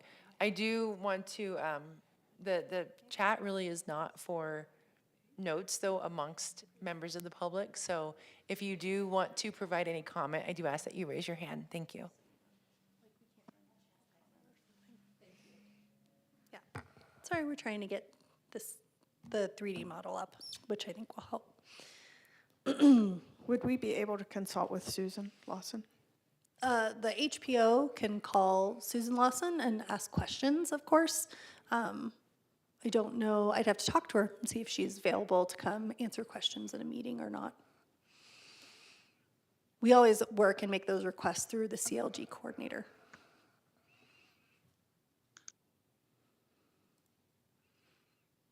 think Erin, I'm still trying to buy Ann some time to get her file downloaded, and Erin from UpDesign has her hand up in the chat, in the virtual world. Hi, yes, yeah, I just wanted to note that, and if you can't pull it up there, I can also pull it up here if we can share my screen. Yeah, that would be better.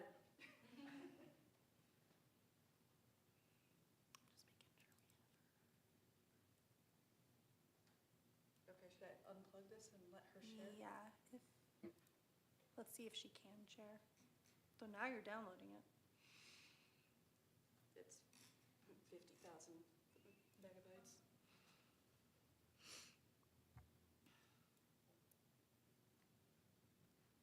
Erin, are you able to share your screen? Does it give you an option?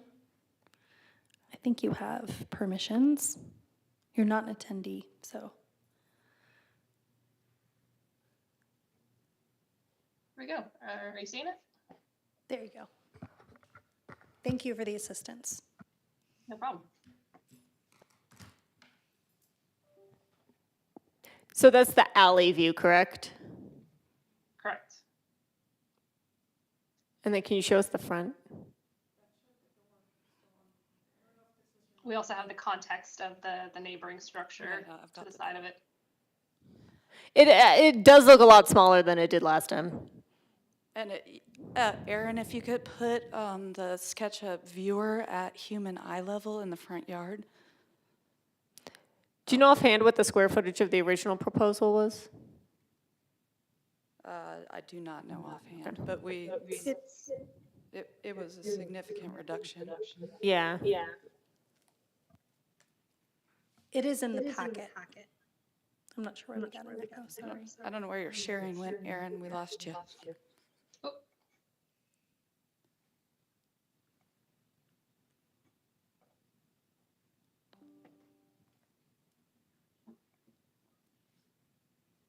The original total livable area was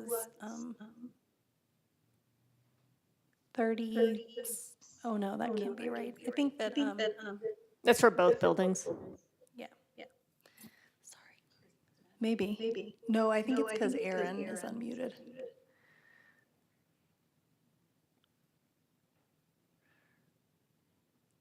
Sorry. Okay. Nope. Erin, your profile for a minute?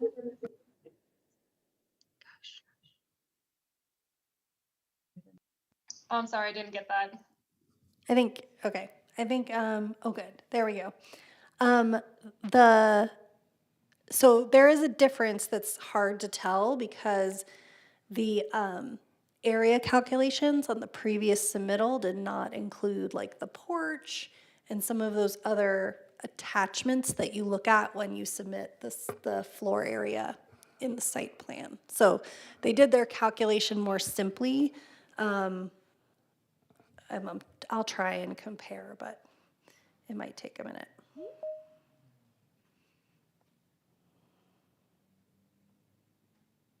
And I don't know, Erin, oh good, Erin's model's back up. Yeah, it looks like,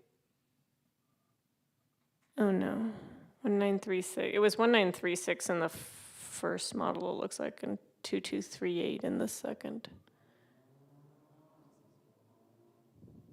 But that's probably because they're now including the deck.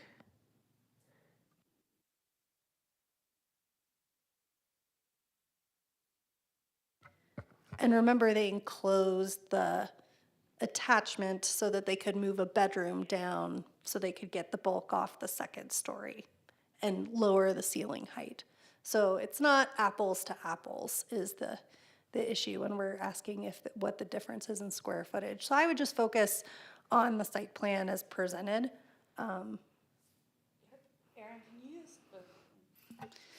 Erin, can you use the look around tool instead of just orbiting so that you can put it at human eye level and make sure that your view angle is at 35 degrees?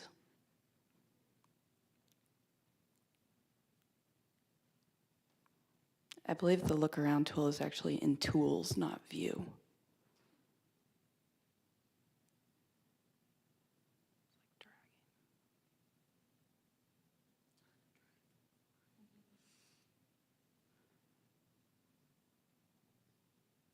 This is very helpful to me. I'm a very visual person.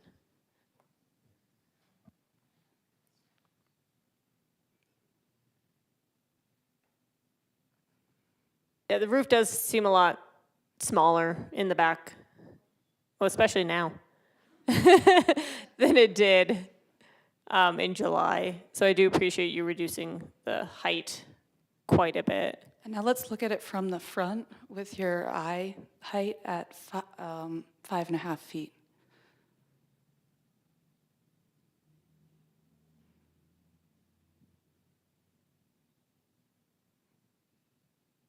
I do like that you can't really seem to see it from the front. I think that maybe last time it looked like it was kind of popping up a little bit. I will say I do like that.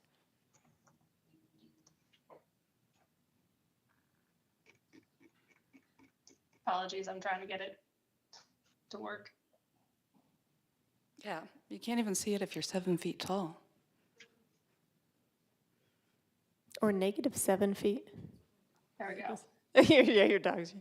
And I assume there's buildings on that other corner where like the pointer is. There is a back cinder block wall of a 2-story apartment building. Okay. On the other side of the alley. Okay, yeah, that's much less intrusive than it was in July.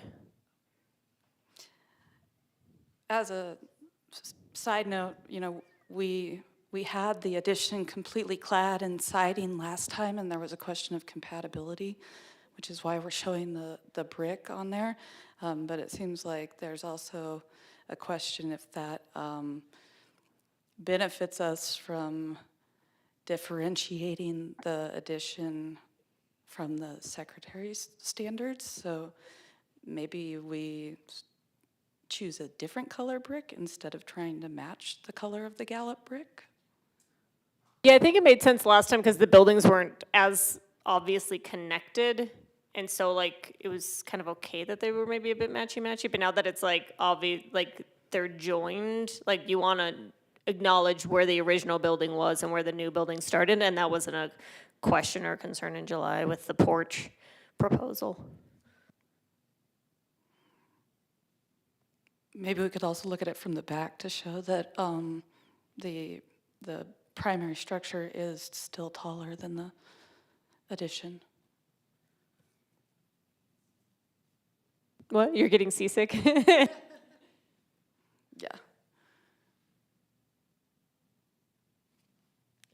It's hard to say from there. Too much perspective. Is your view angle set at 35?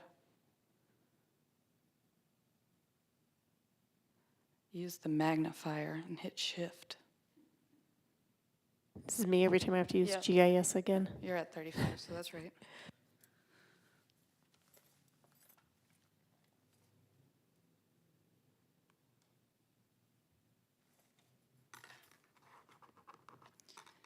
So I think that the question I have, and I know we're pulling up the images, I'm glad those are helpful, is are there any modifications that you would want to make to the conditions? Or are there conditions you would want to add? And then that's really where we need to get to make a motion and determine what you would like to do. Yes, we're just also still missing Commissioner Buckham. But Commissioner, excuse me, hiccup. Yeah, and maybe actually because Commissioner Buckham isn't here, I wonder if we have to pause, like take a recess, Oh, because we don't have a quorum. because we don't have a quorum. Thank you, we should, yeah. Yeah, so I think we actually have to take a recess, so maybe we take, however, you have to call the recess, Chair. Can I call a recess until Commissioner Buckham comes back from the bathroom? Unless, does anyone else need to use the restroom? All right, let's take a 5-minute break for people. Oh no, Commissioner Buckham's back. Recess canceled. We were just saying if you have to leave, you have to ask for a recess because you broke the quorum. Yes, it's okay. I know, it's like class, you have to ask to go to the bathroom when we're close to quorum, sorry. Okay, sorry, everyone. Thank you for waiting for me. Anyway, we were just discussing how the renderings were helping us visualize the space and how the building has come down in size since we last saw it in July. And we were also talking about the original proposal to differentiate the building and how that may have changed now that the buildings are attached, because now it's going to be more necessary to really convey where the old building was and the new building begins. And that is what you missed. Thank you, and sorry. And that can be done by just changing the material Yeah. behind the stair, essentially. There's like a distinctive section where we could work on just swapping out a material or maybe just choosing a different way of differentiating. And if you want to get to that level of detail, it can be brought back as a condition. You can say that the commission wants to look at it, or you can let the HPO review it as part of building permit. Well, I have to say, if this renderings is how it's going to look on the ground, I think this has answered some of my concerns about overshadowing the building. I mean, I think ideally it would still be smaller, but that's not what the law says. So I think from the street, it's not visible, which then doesn't, to me, affect the integrity of the street view of the historic home. But that is my take on this. I was going to say from this 3D flyover, it doesn't seem to be as massive as it does in the renderings from one angle, where it sort of appeared to be much larger, and maybe it's perspective. What is, No, go ahead, Duffy. I was just going to say, what isn't shown is, oh, there goes, pops up the building across the alley. There's a big one behind, and I think it will make the space look very different when you actually see it. When I go by it every day and I try to envision this, it's going to be quite large for that space, and the yard won't really be visible. There is a shed on the building that he also owns to the north. You just moved that so easily. That will be overshadowed by this, and who knows, that may disappear. And he may come back and say, oh, I want another one of these on this lot too. And then the guy or the owner of the building to the west may say, oh, I want one of these too. And then there goes the integrity of the entire, section. That block starts to be very, very different than when those houses were built and they had yards. And I think also it will make the area hotter for themselves, and they're going to need more air conditioning and all of that. So this is helpful, but it's not the full story. It's ironic that the conversation tonight started with limiting somebody's property value, though, in the same right. So. Do you have a landscaping plan? Will there be like trees and stuff on the property? Oh yeah, we have to do a full landscape plan Okay. for site plan application, and I work with great landscape designers. I don't think that having something smaller decreases the value of the property. They're very, very valuable properties as they are, and adding a smaller one in the back isn't going to ruin any, it's not going to really diminish it. It's all proportional, and when you don't have it now, it's a historic property is more than just what you can build on it. It has more value than just that. Understood, but appraisals are done on a square foot basis. Commissioner Buckham? I guess I was going to ask, so what are we comfortable approving today? Do we like the recommended actions? Would we like to see the materials come forward? Is that the change that we might like to make to what's been recommended? Well, I think, and maybe this is while you were gone, but Michelle and Sarah recommended that the materials come to us at a later time, because that's like kind of further down the process. And so otherwise it would be like a long delay. Yeah, you would, if that's what you wanted to do, you would basically change condition 3 to, instead of saying per review of the Heritage Preservation Officer, is per further review of the Heritage Preservation Commission. That would be how you would change 3, which would tell me to bring you back a materials board and the first building plan that's submitted. That would make me happy. Okay. Duffy, is there a number that would make you happy? Like, in terms of size or? I can't do it that way because Yeah. how the number is done matters. Yeah, I mean, if we're gonna, do something that makes you happy, we'd probably need something specific to feedback to provide to the.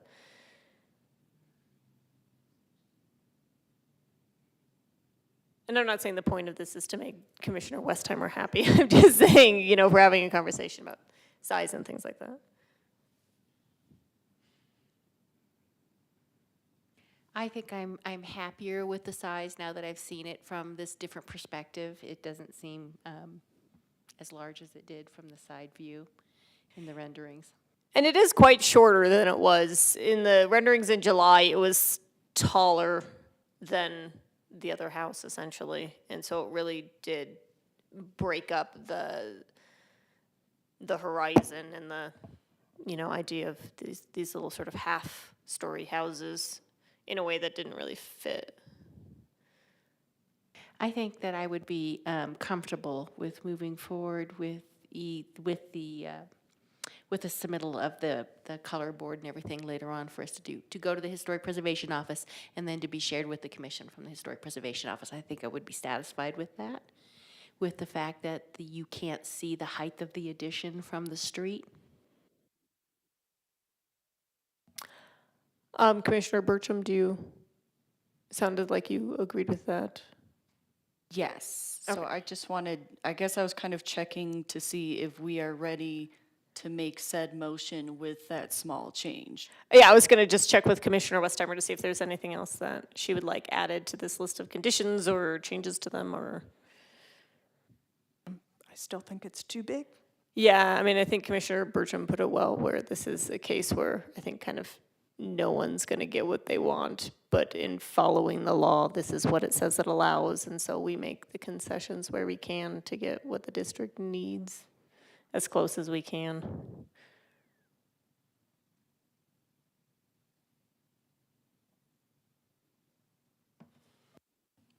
Okay, then. I would like to make a motion to approve a certificate of appropriateness for the remodel and addition of 15 North Park Street with the conditions that the interior yard requirements be demonstrated in all plan sets, the attachment of the addition does not destroy the historic materials that characterize the property, and that the new work will be differentiated from the old in color, texture, and orientation of materials and colors, pending further presentation in the future to the Heritage Preservation Commission. All right, we have a motion from Commissioner Buckham I second that motion. and a second from Commissioner Hayes. All those in favor? Aye. All those opposed? Opposed? All right, thank you so much. And again, thank you so much to the architects and the applicant for coming in and sharing with us and making the changes that we suggested. And I would just like to reiterate that this is not a personal thing. These are just sort of ongoing conversations we have anytime we see these big changes where we're concerned that this may lead to a domino effect where other properties get impacted. And you just happen to be the first group to come and present something like this to us. And so these 4 hours we've spent talking about it are just sort of us working out the edges of these kinds of decisions and what kinds of power we have here on the commission to do things. So thank you again so much. Yes, thank you. Thank you for approving our certificate. And we will work to the highest level of craft that we possibly can, Duffy. And I appreciate that, and I appreciate all the effort you put into it. It's just that some of the standards are not being respected, And I don't want to see this cascade throughout the neighborhood because this overlay has been in place longer than that person has owned the house. And the house should be carried forward for future generations, and the whole context is really important to this community. That's like the most loved neighborhood in Flagstaff. And I love it too.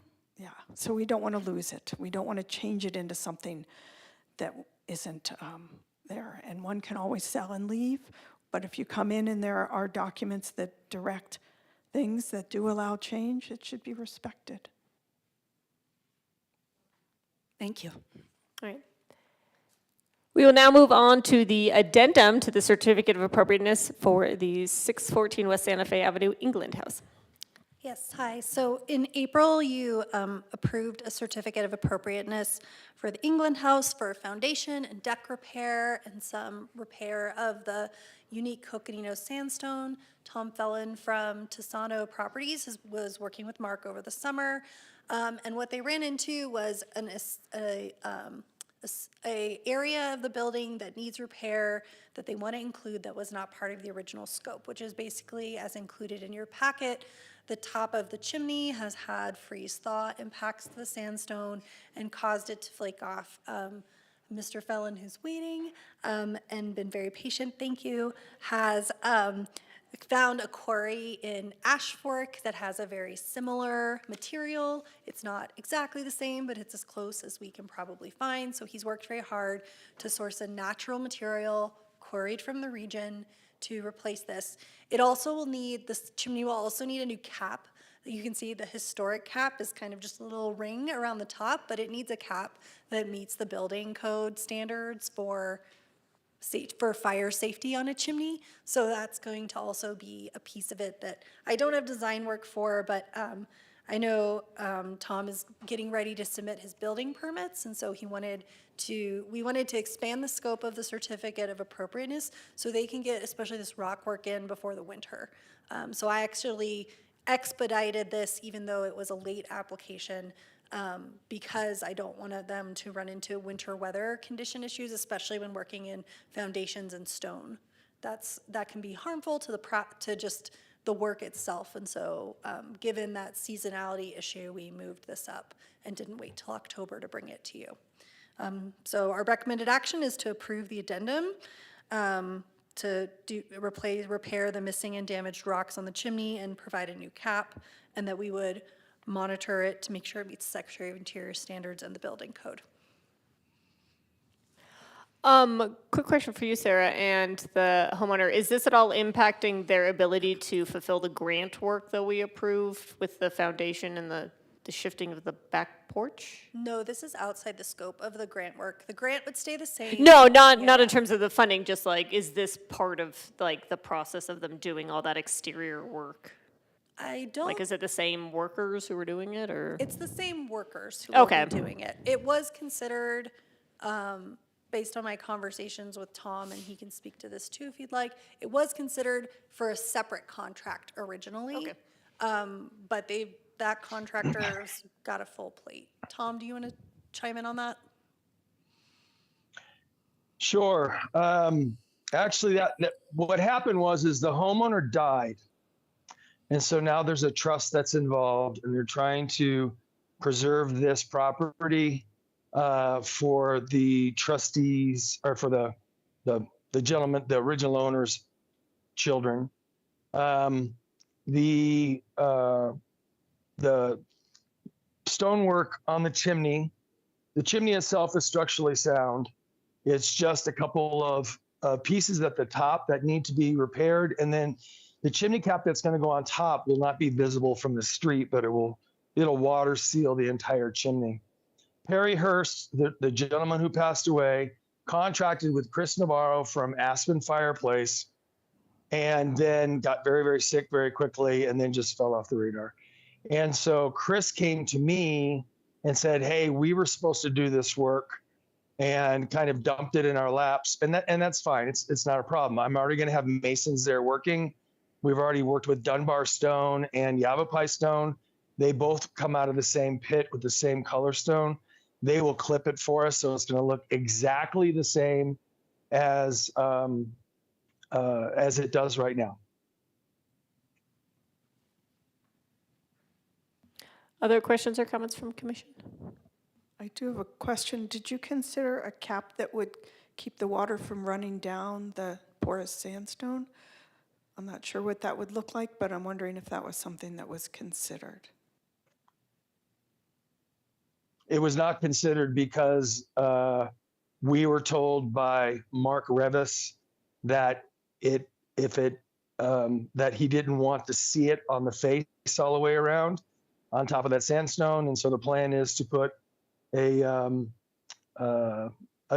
heavy-duty galvanized cap on top of it that will just sit on the surface all the way and be beaded on there. But once the new stone is put in place and the mortar joints are repointed completely, it's going to get the same amount of exposure as the rest of the building. Does that answer your question, Duffy? Yes, I was just wondering if that had even been considered, just because sandstone is porous and it's so exposed.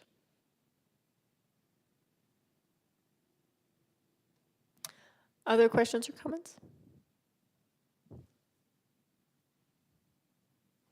Do we have a motion?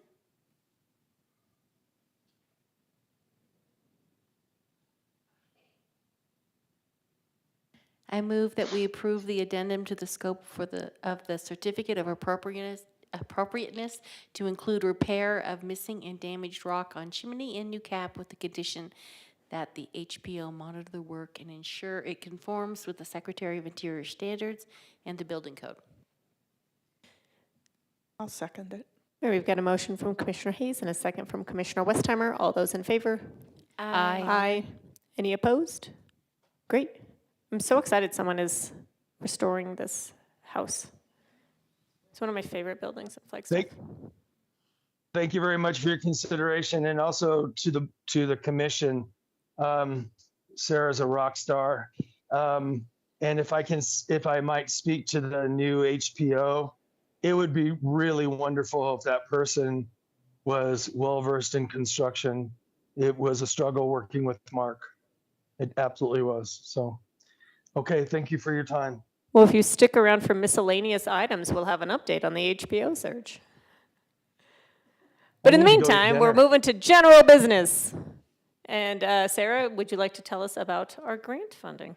Sure. So we are at the end of today of our $160,000 of FY25 funding. We have $15,000 available for distribution. I do expect we will get grant applications in excess of $15,000 at the next meeting. There's definitely one or two waiting in the wings. This is really good news. It's been a very long time since we've run out of money for grants. I think one thing I'd want to talk about is people who've been calling and asking about them, who I know are not ready to submit next month, have been asking when they can submit for FY26 grant money. And I would like to be able to tell them, like, the commission will start taking new applications in April or May or something like that. So if the four of you have a sense of when you would like to see applications for next year money, because you can take the application and approve it starting July 1st, 2025, and then have a stack of them that's like approved. Nobody gets their work done like the next month after getting a grant approved, because they still are usually going through building permits and other things. So that's a possibility that I'd just like to know where you stand on. And then the second thing I'd like your feedback on is how to follow up with property owners who maybe have not yet submitted for permits. I could work down the list of those that applied and just make sure if they haven't submitted in 6 months for their permit that I let them know. Extensions might become rarer. I think, we did a lot of them this year because we had the tracking issues going on last spring and we wanted to really be fair and considerate. But you do not have to, as a commission, offer extensions. And so some of what we can do as staff is make sure we're doing quarterly follow-ups with grant applicants. and make sure they're making progress. Because maybe some of these grant applicants are not going to make progress by March or April. And if they aren't, or they feel they aren't, we can come back early and ask you if you're open to extensions or not. I know the grant to Yogurt is not eligible for another extension. So if they are not going to make their timeline of being completed and submitting receipts by March, then I could reach out to them and let them know we'd like them to release the money early. Those are the kinds of things that staff could do to help make sure we're staying on top of keeping money available. So feedback on that.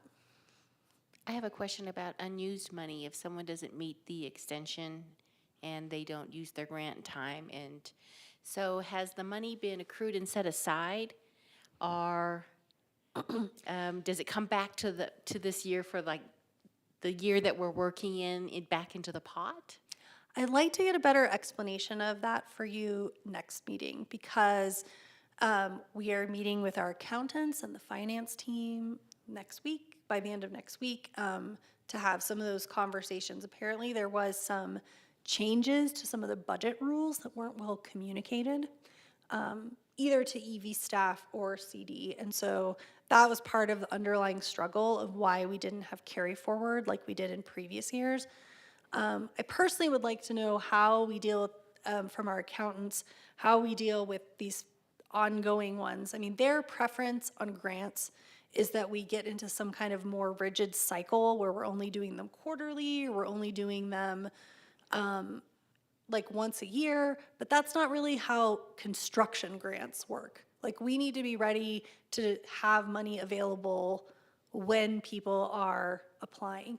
So when we meet with them, we're going to go over our guidelines and see if they have any recommendations on how we change the guidelines so that we don't run into this problem again. But it seems like, the issue was a budget accountant finance issue. And much like I'm not a materials expert, I am not an accountant.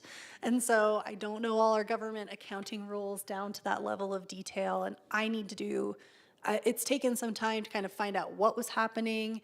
And then we now have Annalise, who's our new administrator of the grant in Economic Vitality. And so she's on board now and figuring this out with me now that Craig's been promoted. And so I think the team is now ready to meet. I just don't have an answer for that yet. So that's why I'm making sure you get an update every month. We're going to keep that on. I will keep providing this spreadsheet so you know who's getting permits and who's not. And if you've got any concerns that somebody that is behind and you want me to reach out to them, I'm happy to do that.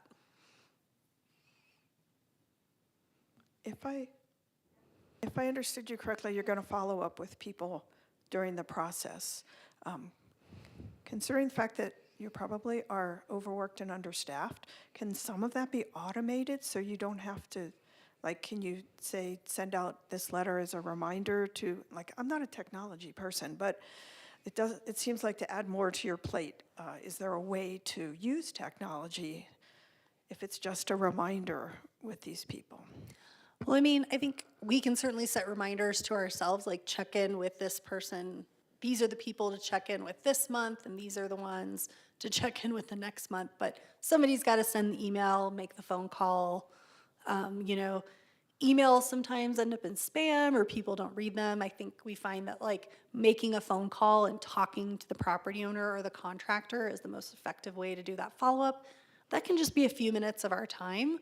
But it's either going to be me, or it's going to be Annalise, or it's going to be Elsa, who's the associate planner. It could be Michelle if we're in a really busy time and she's got contact with a contractor. So we can certainly talk about who does that follow-up. And certainly when the new HPO comes on board, one of the things I will ask them to do is to call all the open grant recipients and make contact with them and tell them that they're on board and what the expectations are. So that's the best I can offer, is good communication. Good communication takes time. It does. It takes staff time.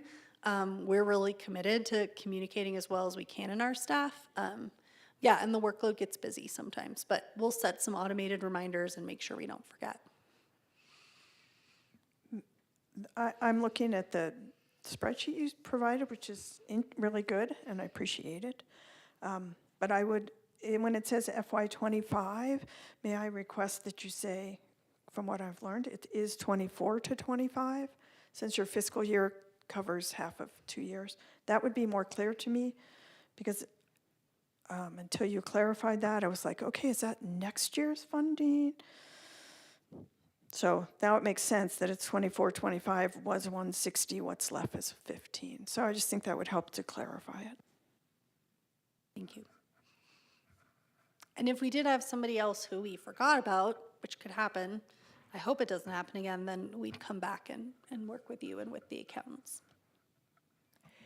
Yeah, thanks again for keeping track of this. And as you mentioned, there have been many years where we haven't gone through all the funding, and there's always been sort of the concern that if we don't use it, then the city will say, well, then you don't need it.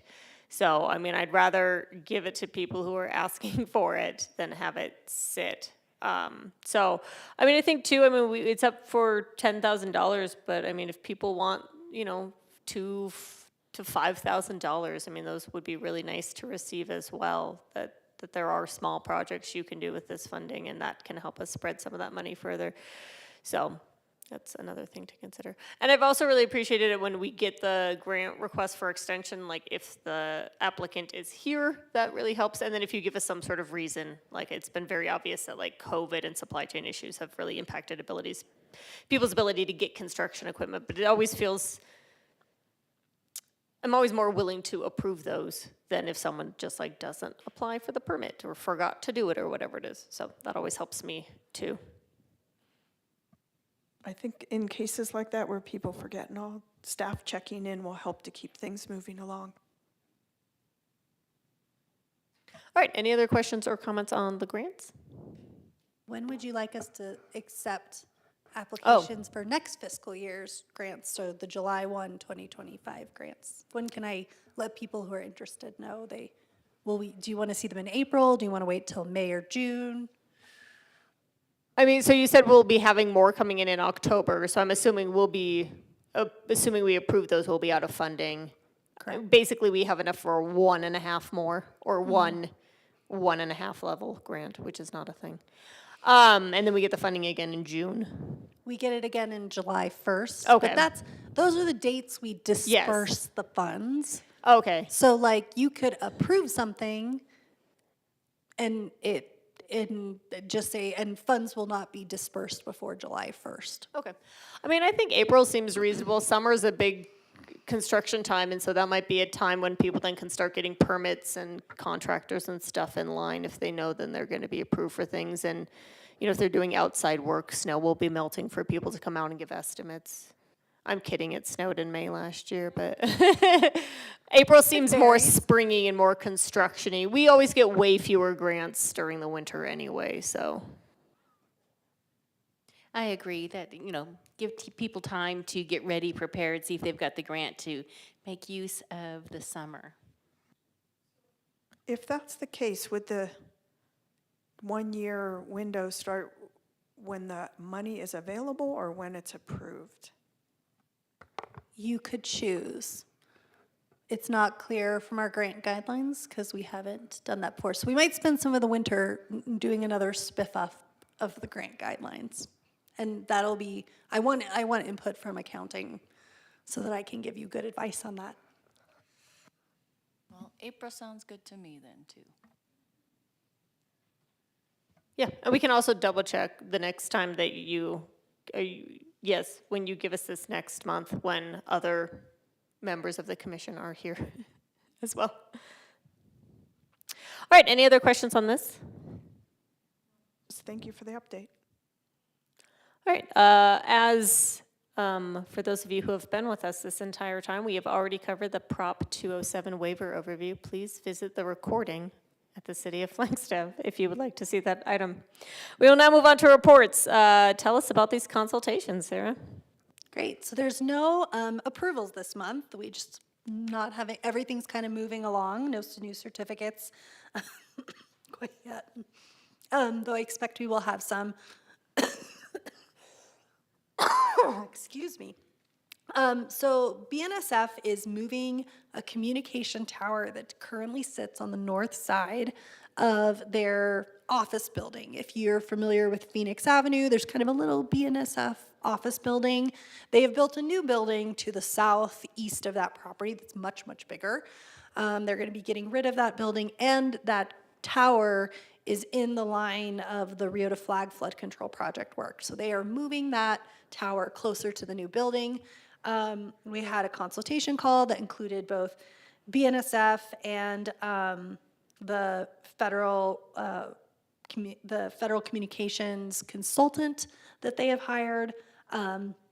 We talked about the new location. We've talked about screening. We've talked about how close it is to historic homes. It might move around a little, but ultimately they've got it in a pretty good location with large trees that are kind of screening it from the surrounding homes. If they could get it back around the building a little more and like move it back behind the building, that would be a preferred location. And they've agreed to look into that. SHPO has already provided concurrence with this, but because it sort of came in to Mark's desk when he got here, and then he was gone, and then SHPO concurred, and we weren't quite done with our feedback yet. The BNSF has been very open-minded and letting us continue to talk to them about it. So we have gotten to a point where they're meeting all the federal communication requirements. The tower has a very similar, but not exactly the same lattice structure to the two tower signs that are along Phoenix Avenue. So even if you see it, it's not gonna look shiny, it's not gonna be out of character with other towers on the street, even in that streetscape. So we're in a pretty good place. And so that's basically a concurrence we've signed off on. The second is not a formal consultation, but we have informally asked for advice, technical advice from SHPO. The visitor center has kind of an alleyway. I call it a VNRF because it's kind of which is a term for like a very slow little road where cars and bicycles and people all kind of are in one place, but it's that little path, and sometimes it's a foots trail, and sometimes there's a giant bus parked there, and sometimes there's a lot of walkers or people milling outside the visitor center. So it's a little slow pathway, I like to call it, and it had originally in it the first 10 feet between the fence line and the building had an electrical gridded snow melt system that has failed. So we're looking at a longer term solution of putting in a hydrolonic snow melt system along the whole north side of that building in areas so that we do not have slips and falls, and we can remove ice from the foots trail, which makes it a better year-round bicycling facility. All of the equipment is going to be stored in the basement of the building. And there is an existing gas line that goes into the building that might have to be upsized, but there is enough room to do that without disturbing any more brick or original materials. It'll go up through the roof and down, then down through this janitor's closet to a boiler in the basement. In the basement, there is a opening that probably used to be some kind of coal furnace or some other kind of mechanical exit, but it's been closed up. And so we're gonna reopen that and put the input and intake, or the output and the intake pipes through that space. So we're not even opening up a new space in the building. The other area of concern is the current concrete slab is actually right against the Portland cement foundation, and freeze and thaw have actually been pushing it into the foundation. So there's damage already to the Portland cement. So we're gonna have an expansion joint, which is going to help protect the Portland cement. And we are working with facilities right now as a condition of this approval to add an addendum to their contract with Lovin Contracting, who's going to be doing the work, to repair Portland cement when they pull the slab up. Kind of the most risky part of this is them jackhammering the actual concrete. And so we are making sure we're following best practices. You know, what we've asked them to do, what the engineering staff asked them to do was kind of basically cut a relief down the middle. So basically somewhere around, 6 or more feet from the building to actually put a big cut in the concrete before you start taking jackhammers to it so that you're controlling and giving some relief for the vibrations. So building safety and engineering are working on that technical solution. Portland cement is fairly easy to repair, and there's good there's good materials and tactics for doing that. So we're glad it's not like a stone foundation where we would be kind of having some kind of struggle to figure out what we might have to do. It's a pretty simple technical fix. And this will make that walkway safer. And it doesn't really impact the building except for where the current conditions have damaged the building. It'll actually repair it. So my preference is not to require a certificate for this. I have approved the building permit using the exemption for operation and maintenance improvements, because it's not actually attached to the building except for these existing openings, essentially. Yeah. Cool, thanks. Questions or comments from commission on either of these? And there were some drawings in there, but I have more if anybody's interested later, maybe on seeing them. I'd be happy to show you what facilities and the contractor have pulled together.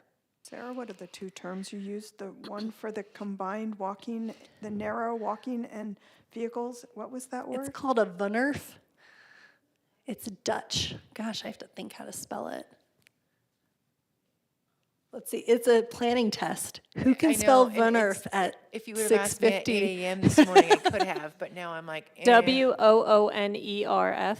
Yeah. Yes. Thank you. Yeah. Or Woonereven is Yeah. the plural, apparently. Woonerf. Then I spelled it with a V. the system you're using is hydrolonic? Yes, hydrolonic, I think. Yeah, I'm not a mechanics person, so, but it's basically a water pipe, and it's encased in the concrete. There will also be a layer underneath, so if it leaks, it's gonna leak into the layer. It's not gonna leak towards the building. It's got like some absorption underneath it. But it should be longer lasting. It heats the concrete about to the same temperature as the underlying soil, so it doesn't have like a heat impact or a thermal impact necessarily. And it should be much longer lasting than the electrical system, which I think was installed in 1998 when the slab went in. And so it doesn't really need to be turned on or off, it just sort of keeps it at like 45 degrees like a cave. Right, and it's even gonna have a little, this is fun details. It's gonna have a smart sensor on it managing the pressure of the system so that if it does have any drop in pressure, which of course would indicate a leak, it will send a message to facilities to go immediately look at it and it will shut it off. So it'll be some high-tech stuff attached to the boiler system. So you said there was no new penetrations to the building, but is there any exposed conduit or anything, or is it just kind of in kind as far as the replacement of the system, and you found existing penetrations to go through for the system in the basement? So you won't see anything on the outside of the building, right? The only thing you'll see is the gas connection on the outs that's required, of course, to be on the outside of the building, and that'll be modified a little, but not in a way that would impact the building's integrity. It's just Nice, going to thank be you. the next sized up standard gas meter and connection. I think NAU has a similar system on the sidewalk near the new Seffens building, and it's just always free of snow. It's very nice. Except I'm never on North Campus, so I don't get to enjoy it. All right, we will now move on to miscellaneous items. Michelle, tell us about how the hiring is going.